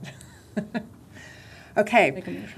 Thank you. We're going to go ahead and close the public hearing, and if someone would like to make a motion up here, then we will do that. Okay, what did we do last time, Raheem, on the properties in the back? Deferred Did we it to, defer it? We deferred it to a future meeting. At that time, we had a date that we could defer it to. Okay. I don't know what that date Okay. would be with this one, so I would ask if you're going to defer it, just defer it to a future date to be determined. That's what I would recommend. That's my motion. I'll second that. Okay. So motion by Commissioner Eggers and a second by Commissioner Gerard, and it's to defer it to when? Date uncertain. Date uncertain. Date uncertain. Okay. All right. Madam Chair, may I make a statement for the record? This public hearing was properly advertised. Affidavits of publication were received for filing. There were no letters of objection received from the appropriate parties. All interested parties were notified as to the date of the public hearing, and prior to this meeting, no correspondences were received. Thank you. Okay, thank you. And Commissioner? Thank you. Thank you. All I want to say to you is, I know you're really frustrated. It's really clear how frustrated you are. And I'm new to this board, but what I've found is when this kind of thing happens, the staff really step up and they really make a hope so. difference. So I'm going to ask you to just be patient a little Trying. longer, just a little longer, and trust the process. And I really think in the end, you're going to be happy in the end. That's what I believe. Okay. Just trust the process, just a little bit long, just a little bit longer. I know you're frustrated. Yeah. Okay. All right, we're ready.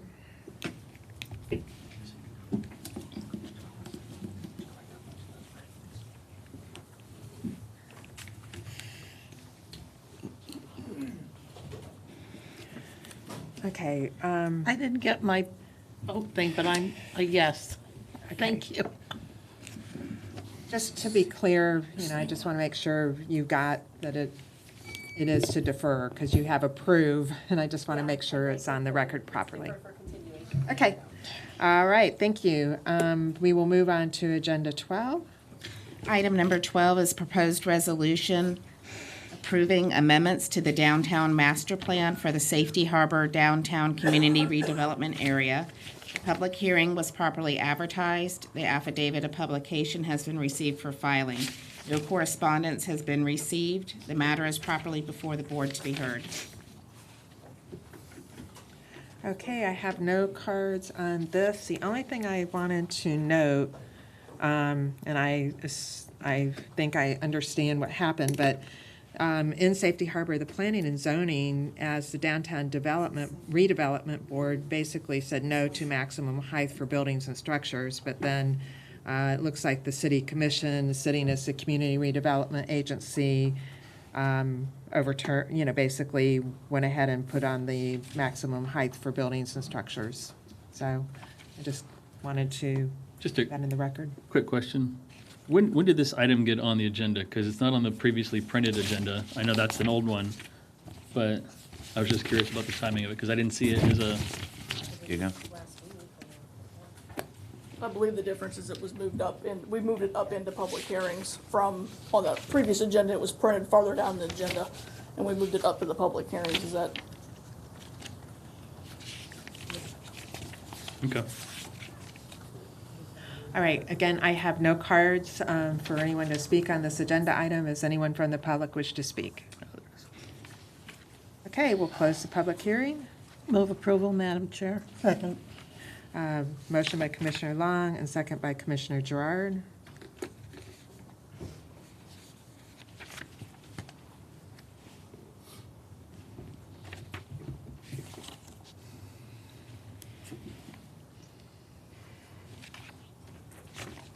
Okay, that passes unanimously.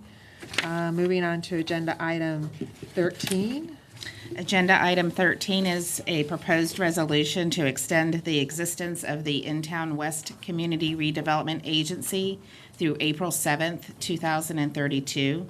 The public hearing was properly advertised. The affidavit of publications had been received for filing. No correspondences have been received. The matter is properly before the board to be heard. Okay, and we have one card from Barbara, and you wish to speak on this agenda item? Yes. Come on forward. And since I'm terrible at pronouncing last names, I'll let you introduce yourself. Vogelweed. Thank you. I was going to say that, but then I thought, not going to get it wrong.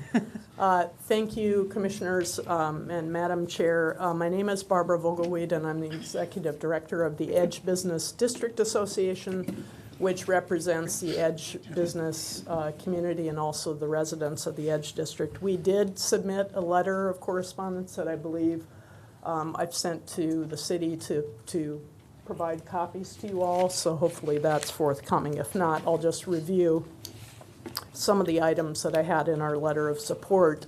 And we do respectfully request that you grant the approval of this extension. As you know, you approved this CRA back in 1990, and then tax increment funding in 1991. With the expiration in 2020, we have seen virtually no revenue generation until the last decade. And that's really the core reason why we're asking for extension of this CRA and the TIF. Our organization spearheaded the Edge District Improvement Plan in 2014. And since that time, we have been advocating for the extension of this CRA and the TIF to fund the projects anticipated under the revitalization of our district.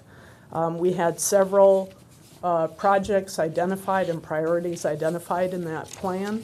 3 of those we've been successful at least getting a good head start at implementing since 2016, when our plan was essentially approved. But since that time, We also have 3 other very core priorities that we'd like to continue working on, but it will require the extension of the CRA and the TIF. There are also 3 other areas that are identified. One of the core areas of the in-town west geographical areas is beyond our Edge District. So the Edge District comprises 41% of the geographical area.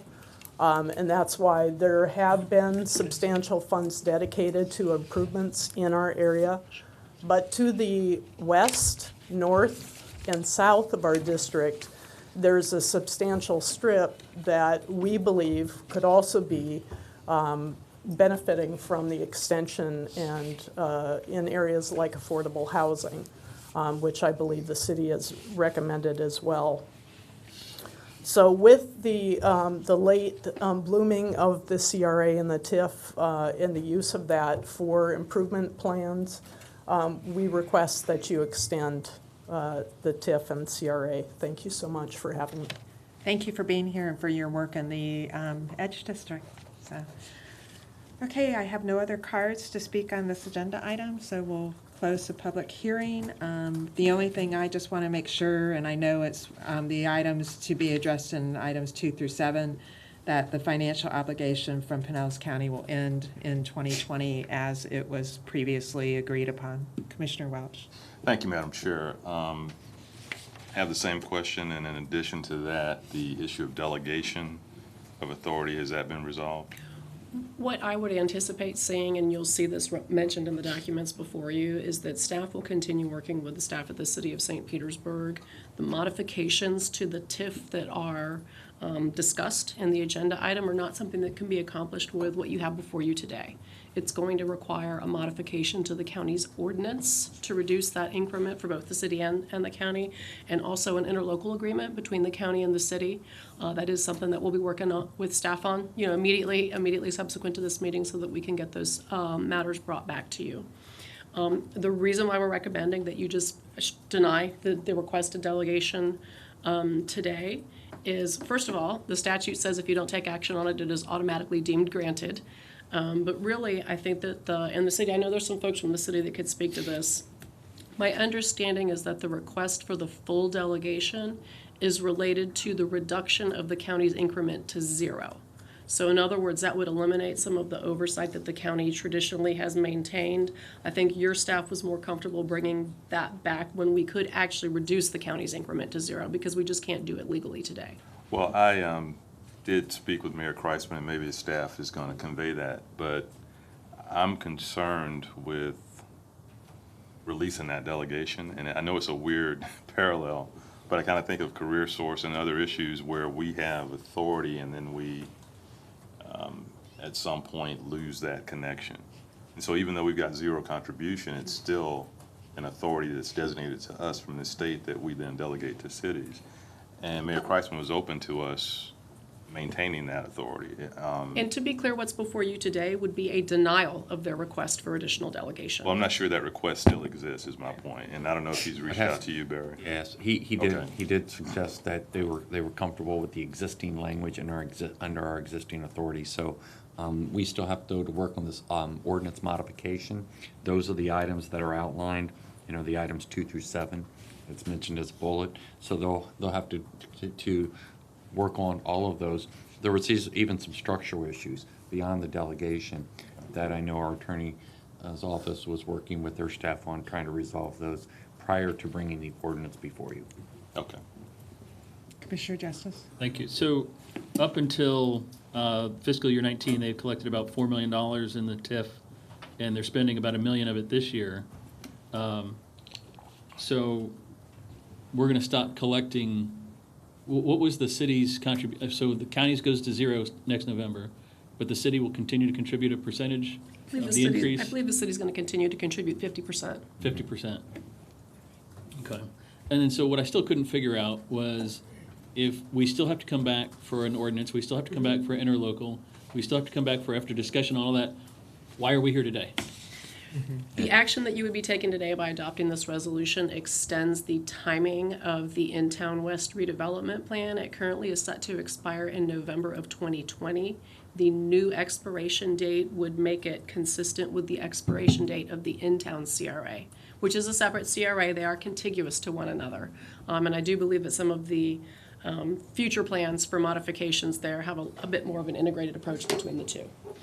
So, but why are we here Since it's a today? year To from now. extend the deadline. Would a we be year doing that? out. Would we Year be, away. we would need to come back with that ordinance in interlocal before the deadline anyway, 2020. otherwise it would expire next November. So I guess it's not a big deal, I guess. I'm just curious why the urgency to do it today as opposed to doing it all in one Right. encompassing thing. One neatly tied up package. Just, as a process question. I'm going to ask Renee to come forward and answer that. St. Pete went down a path with this, and since they adopted the resolution and formally presented that to us, to the county attorney's point, we have 120 days to act on it. Otherwise, it's deemed approved, so we Gotcha. have to take an action on it. So we could just deny the whole thing and We come back. could. But Be I mean, approved this is, anyway. Just trying I to- just, in a good faith effort to get them where I they want to understand. be, we'll.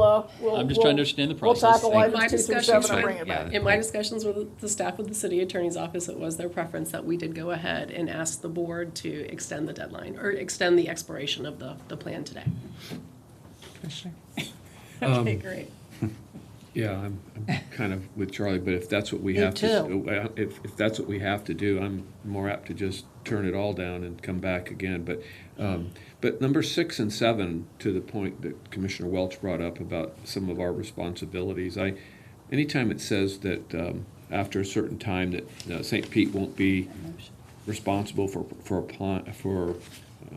I guess, let's see, what did it say? Agree that St. Pete reporting responsibilities will apply only to activities during the original approval period through the expenditure of those funds in 2023. So after that, they won't be responsible for communicating activities. And the seventh point was establishing separate accounts for tax increment revenue collected separately, subsequently in the in-town. So just there's some things that the mechanics of which I don't understand, but anything that takes our authority over that area, which is what's been granted by the state to us, I think is a mistake. And that we should be intimately involved. I don't care if we have no tax dollars in it. We're still redirecting general fund dollars from the city of St. Petersburg to that area. We're allowing that to happen through the CRA. And I just think we need to have a handle on that. We need to have our hands on that. And it's just kind of humorous when you look at the dollars collected, payments projections on all of them, and you look at that one that just jumps out, $80 million for the downtown. It's over half of the whole county's CRA income. It's just interesting what Pinellas Park is proposing and some of their discussions about expanding their CRA so that some of the CRA monies that have been generated in one area can be used in other areas to augment their efforts. Just a side thought, nothing relevant to this, but I think there's a lot of money in St. Petersburg that could be used for these other areas. But I'm supportive of the CRA extension. I just would rather turn it all down now and come back and visit it. Make a motion. If we have to take action, so. it's too- Commissioner Welch? I'm supportive of staff's recommendation. I think we need to send the right signals, and we've expressed our concerns on this. My question is, can we get documentation of all the projects, the original plan, the projects that have been completed so far for this CRA?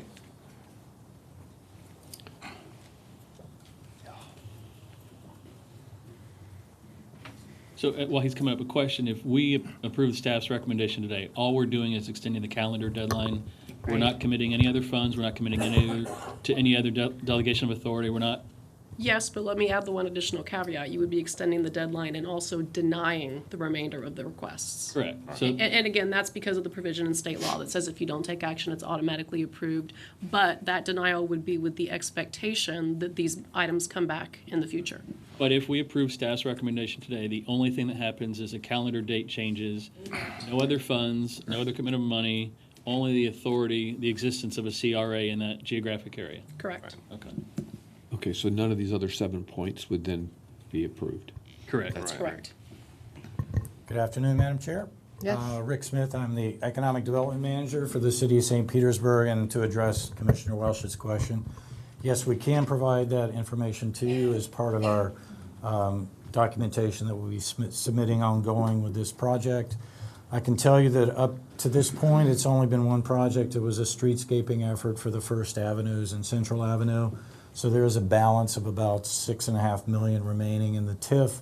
The expectation is it's going to be used for public parking.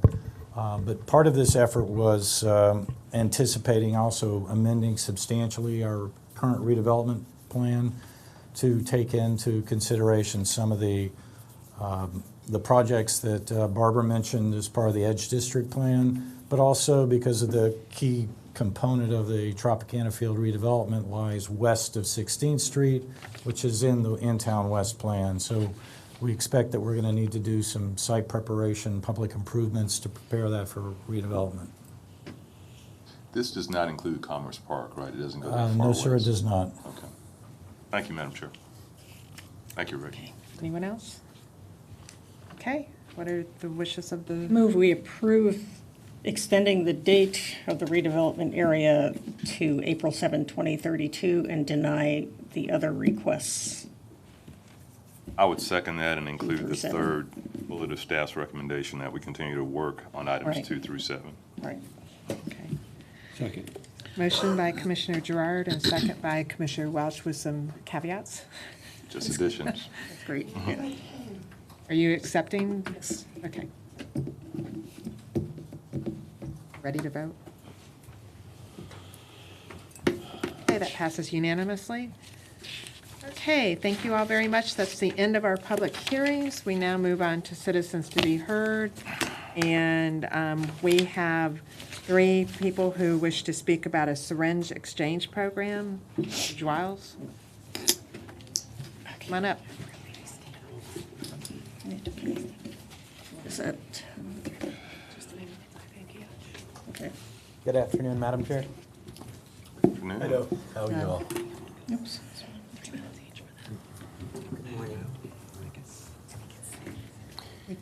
My name is Robert Zweil, and I'm a volunteer with the Syringe Exchange Program. And it's my son Matthew, and this is my wife. Just point of order, do we only have 3 minutes each, or 3 minutes total? Well, technically, if each one of you spoke, you'd have 9 minutes. I'd ask you to do it maybe in 5 if you can. All right, let's do that. Okay. Okay, sorry. Okay, you start. Okay, yeah, so, sorry, I'm a little off. so let me- They'll set it for you, and you'll be able to see it up here. Oh, lovely, There okay. you go. So, my name is Matt Swile, I'm the Executive Director for Safe Exchange Tampa. We are a family-run nonprofit entirely funded out of our own pockets. We currently address the opioid crisis in the greater Tampa Bay area by performing education and training for methadone clinic patients in the areas of opioid overdose identification and response. What do you do if somebody's having an overdose in front of you? How do you treat that? We position this at methadone clinics because these people are directly connected to the community of active users. While we are there, we teach them how to use naloxone, which is a nasal spray that reverses overdoses, and we give them naloxone in the form of Narcan for free as part of that service. Again, this is something that we do out of our own pockets on our own time. We are in Pinellas County 4 times monthly, twice in Tarpon Springs, twice in Pinellas Park. And one of the things that we're trying to do is to expand upon the services that we offer as an organization to include syringe exchange programs, specifically in Pinellas County, because there's the greatest need here in our service area. So we would like to commence that work here. As of July of this year, the governor has signed a law allowing each county to elect to create a syringe exchange program locally via ordinance, and to operate that, they would need to be in partnership with an organization such as ourselves, a 501c3, that's willing to actually do that work. So that's kind of what we're here to sort of introduce, the idea that we would be willing to do that work for you at no cost to you, borne entirely by our own funds to provide syringe exchange services to Pinellas County. And further, we believe and are very confident that there are very few public health policy initiatives that this body could enact that would have as profound an impact on these underserved populations as a syringe exchange program. It allows us to reach people that we wouldn't otherwise be able to reach, who are not yet in recovery, who do not have access to services, and to connect them into our organization, onboard them to other services, and more than anything, get more needles off the street. And that's one misconception I want to make sure that we put out up front is the law requires one-for-one syringe exchange. In the past, in the pilot program in Miami, they took in way more needles than they gave out. We are getting needles off the street for you, reducing the transmission of HIV and AIDS by up to 50%. And I'll stop talking because my parents are here as well, and I want them to have this opportunity to talk a little bit as well. So this is my mother, Diane Zweil. She's one of our volunteers. Good morning. I just briefly want to say a few things. I'm just going to throw some stats at you from existing syringe exchange programs in other states. There have been, the opioid crisis is fueling a dramatic increase in infectious diseases associated with injection drug use. This has only increased since the government has done a good job on cracking down on the pill mills, getting rid of unscrupulous physicians, misguided physicians that were basically misdirected by pharmaceutical companies. However, by this taking place, what it did in effect was people who no longer could get prescription medications turned to injectable drugs. So therefore, that's just perpetuating the infectious diseases carried that way. Syringe exchange programs are associated with an estimated 50% in reduction of HIV and hepatitis C cases. To date, Safe Exchange has been notified of nearly 200 overdose reversals that were a direct result of our distribution. One of those reversals was that of a two-year-old child that got into a very dangerous drug known as fentanyl. We'll continue to distribute Narcan while we operate our syringe exchange, which we plan to be mobile. So as we're doing the syringe exchange, we'll also be educating people on the use of Narcan and providing resources to different health facilities for those that are already infected with these diseases. So let me jump in on this HIV thing real quick. We indicated a 50% reduction in the transmission of HIV, AIDS, and hepatitis C. That is among the community of injection drug users, which at present account for approximately 40% of those things. So an accurate estimate would be a 20% overall reduction in the transmission of HIV in the service population, meaning all of Pinellas County would see that reduction over a period of time as we begin to reach out to more and more of those injection drug users. So these are hard facts that we've seen come out of the Miami pilot project. It has been immensely successful down there. They are very well funded. We are not. We're going to buy maybe a bus, and that would be it. We'll be driving around a mobile syringe exchange. Yeah, out of 67 counties in the state, there is no county yet that has implemented this. The 8 counties, Thank you. that's a pilot program there. The county administrator would like to respond. Sure. Okay. But we appreciate you being here. Yeah, We appreciate what yeah, you're thank doing. So, again, thank you. We are well aware of the program. Our health department, through Dr. Cho, has reviewed this, has some thoughts regarding this, and is going to be coming around to speak to the commissioners one-on-one regarding a direction on where we go with this. Right. Lovely. That was going to be my request. Good. And we will be one of the potential providers for that project. So, all right. Thank so you much. again. We Thank you. appreciate your being here. Yeah. Thanks for coming. Can I distribute some literature to you? You can hand it right over there. All right. Thank you. You all have a good All day. right, thank you very much. Appreciate your passion and what you're doing. Thank you. Ken Warrington. Here to talk about bus route and stops. And then we have David Ballard Geddes and Greg Pound, and then we are taking a break for lunch. Good afternoon. Thank you for hearing me. Just before I say anything, we're in the bus and extensively in Philadelphia and New Jersey and some in Portsmouth, and this is the best bus service I've ever had. I'm a little chagrined that there's a need to save money and reduce services or stops. I live at Heritage Presbyterian Apartments, and I'll just read some of this. I live at Heritage Presbyterian Apartments. Route 18 buses now go back to 101st Street North, and several times a day. There's about 40 buildings full of seniors only right on Lake Seminole, and they're going to propose the plan is to stop going there. one thing that I'm concerned about is that Largo Mall, instead of the stops now, there's going to be, as you all know, just one at Target. And I don't know, this come up on the screen. This is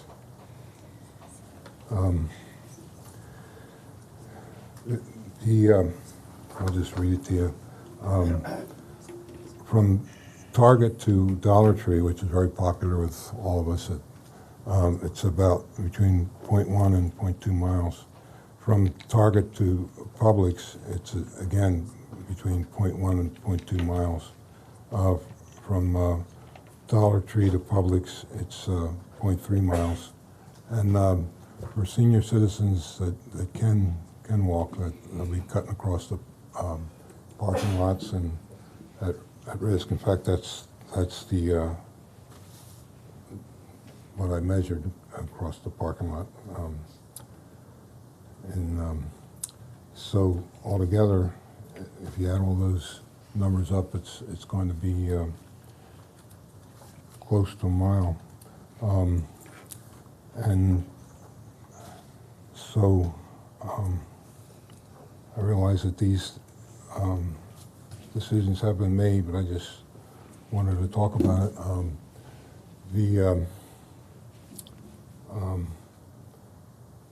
That's about it. I guess I'm just about out of time. Last time we had a proposal to make this change. A friend of mine, Ben, was instrumental in going to the PSTA and talking about it. And, Sir, your 3 minutes are up. Could you conclude, please? yeah. Thank you. And since that time, it's a sad story, he's deceased.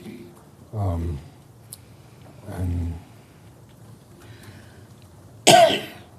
what he used the bus a lot, and I think he may have taken his life with discouragement. And that's one thing that I'm thinking about. Men particularly isolate, and this is that's all I got. Thanks for listening. Thank you. David Ballard Geddes, Jr. Good afternoon, Commissioners. David Ballard Geddes, Jr. I live on Georgia Avenue in Palm Harbor. The Special Acts of 1953 delegate that water is to be charged on a supply and rate basis. Fashioning itself in an ad hoc manner, the Reclaimed Water Availability Fee superpositions itself on the county utility as a privilege as based on Resolution 95-286. The charge is seen as being imposed in Statute 197.363, dictated in Statute 163.3167, levied as a fee simple title undertaking in Statute 298.36, 180.08, 170.09, 127.01, and Statute 380.08. As based on Statute 153.11, the Reclaimed Water Availability Fee directly serves to paying dividends to a third-party bond yield, taxing, placing a third-party toll, a tariff, taking hostage my access to my essential water supply and delivery. It is unlawful to place a third-party water tax, a third-party water toll charge to take hostage to tariff my essential water supply and rate, acting in direct derogation of delegated law. This government assuming constitutionally placing us in the dark, using this Constitution as a decoy, as a fortnight claimed as artificial in Statute 373.019, Section 15, candidly assuming to shape-shift itself, doubling down, belligerently birthing water jurisdictions under the 14th Amendment thereof, pretentiously levied as this Constitution is treasonous. The reclaimed water bonds claiming fee simple title rights are super underpositioned as a play to this high seas constitutional counterfeit operation, and this insurrection shall be held illegal and void. The Florida Supreme Court case 96332 ratifying the reclaimed water bonds is entirely defective on every measure. Your county attorney serving as counsel to that case is in line to be indicted. The Florida Supreme Court in particular is to be recognized for its will of ineptitude and its impotency to perform law legitimately as due course of things. As a solution, in order to prevent any further complications, a sensible daily supply of residential water use must be established, disallowing third-party tolls, tariffs, taxes, excise charges, levies, or fees of any kind, thereby allowing tax-free water access based on a monthly average. Population densities shall come to terms with the physics and geometry of local district water resource and stabilize themselves accordingly. A moratorium of housing densities also must be established in relation to resource and the economy. Thank you. Greg Pam?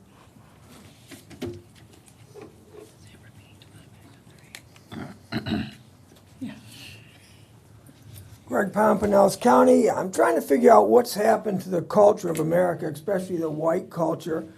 And as I read the Bible, try to figure out the roots of everything, it says that when two people get married, the woman's body belongs to the husband and the husband's body belongs to the wife. And what happens is we now totally destroyed that because of what we've got now in our society, that the men have nowhere else to go but I guess to the children. And so we have this major problem with now men trying to solicit children for sex. So I was watching this guy, Steve Pashenik, talk, the guy that's the head of the CIA, trains all our officials and FBI, everything else, and he brings up Jeb Bush in Florida and the Epstein connection with this documentation that's coming out of the corruption of child molestation in the United States.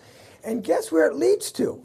You had Charlie Crist up there for 16 years in one of the top positions. Then you have him as a governor 2 years.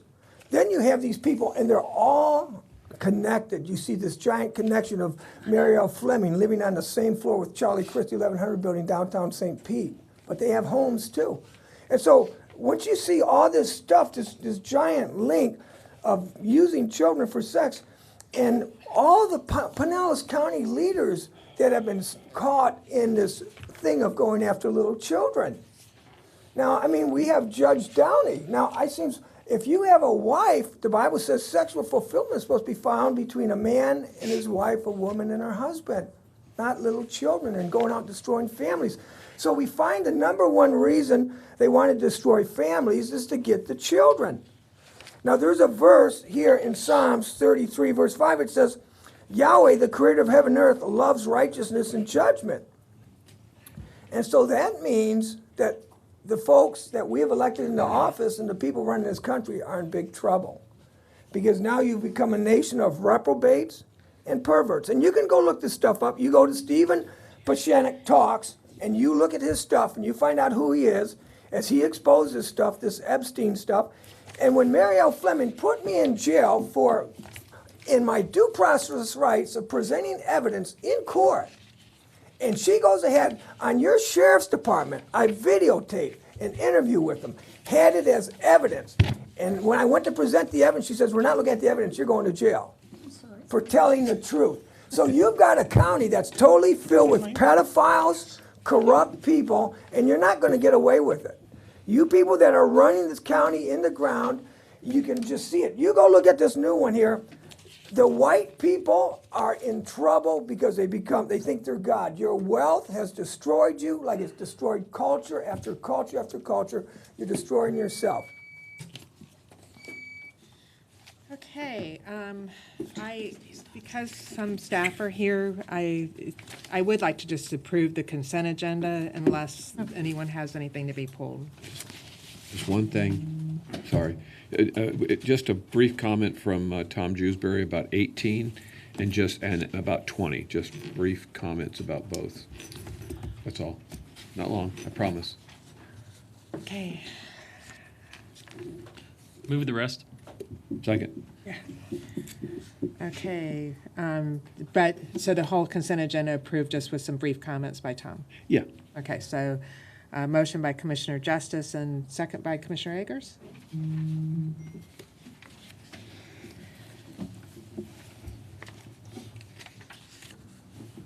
Good afternoon, Tom Dewsbury, Airport Director. Thank you, Tom. Just, you know, there was an audit report, IG report done on the concession services agreement. So just a brief comment on kind of where you are with those recommendations and how you all viewed them and the implementation of them, or anything you took exception. Just one quick comment on that.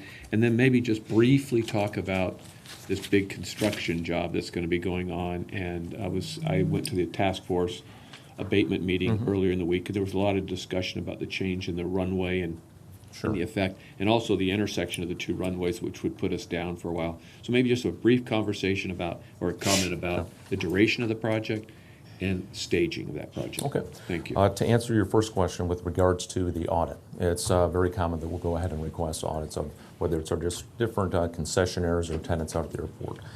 This year was for public parking. They managed the parking contract. There were some recommendations that came up in the audit that some we agreed with, some we felt could be looked at a little differently. Overall, we're happy with the findings of the audit. We've shared that with the concessionaire and talked about certain areas that we could find improvements for. And you're comfortable with? Yes, absolutely. Okay, thank you. With regards to the construction project that we talked about also at the last meeting, we're rehabilitating runway 1836, which is our primary air carrier runway.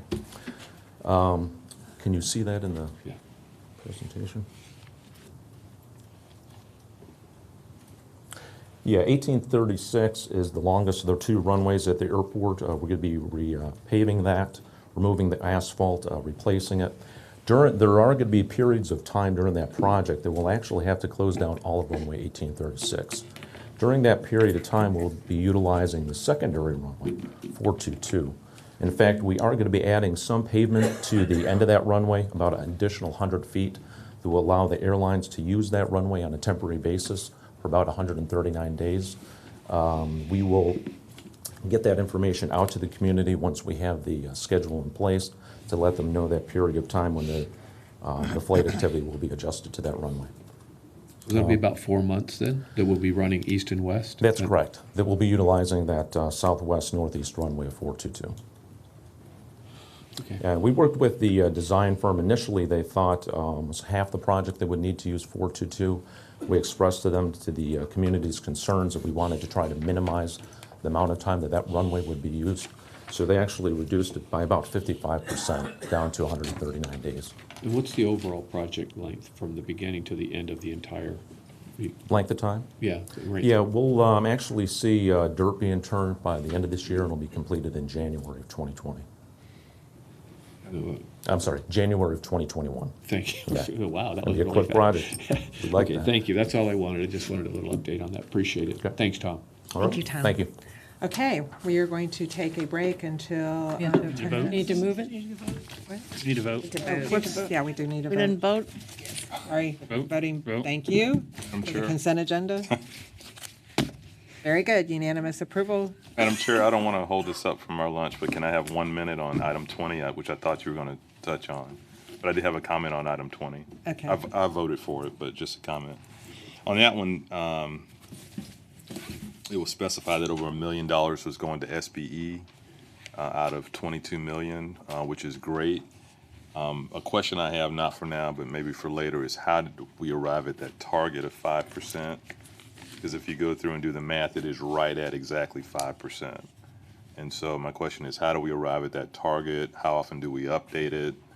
And how are the vendors looking at that? Because when it comes in right at 5%, then I just have a couple of other questions. Could they have done more? How often do we review it? So, great job. I just have some additional questions on it. Thank you. Okay. Okay, anyone else before we take a break?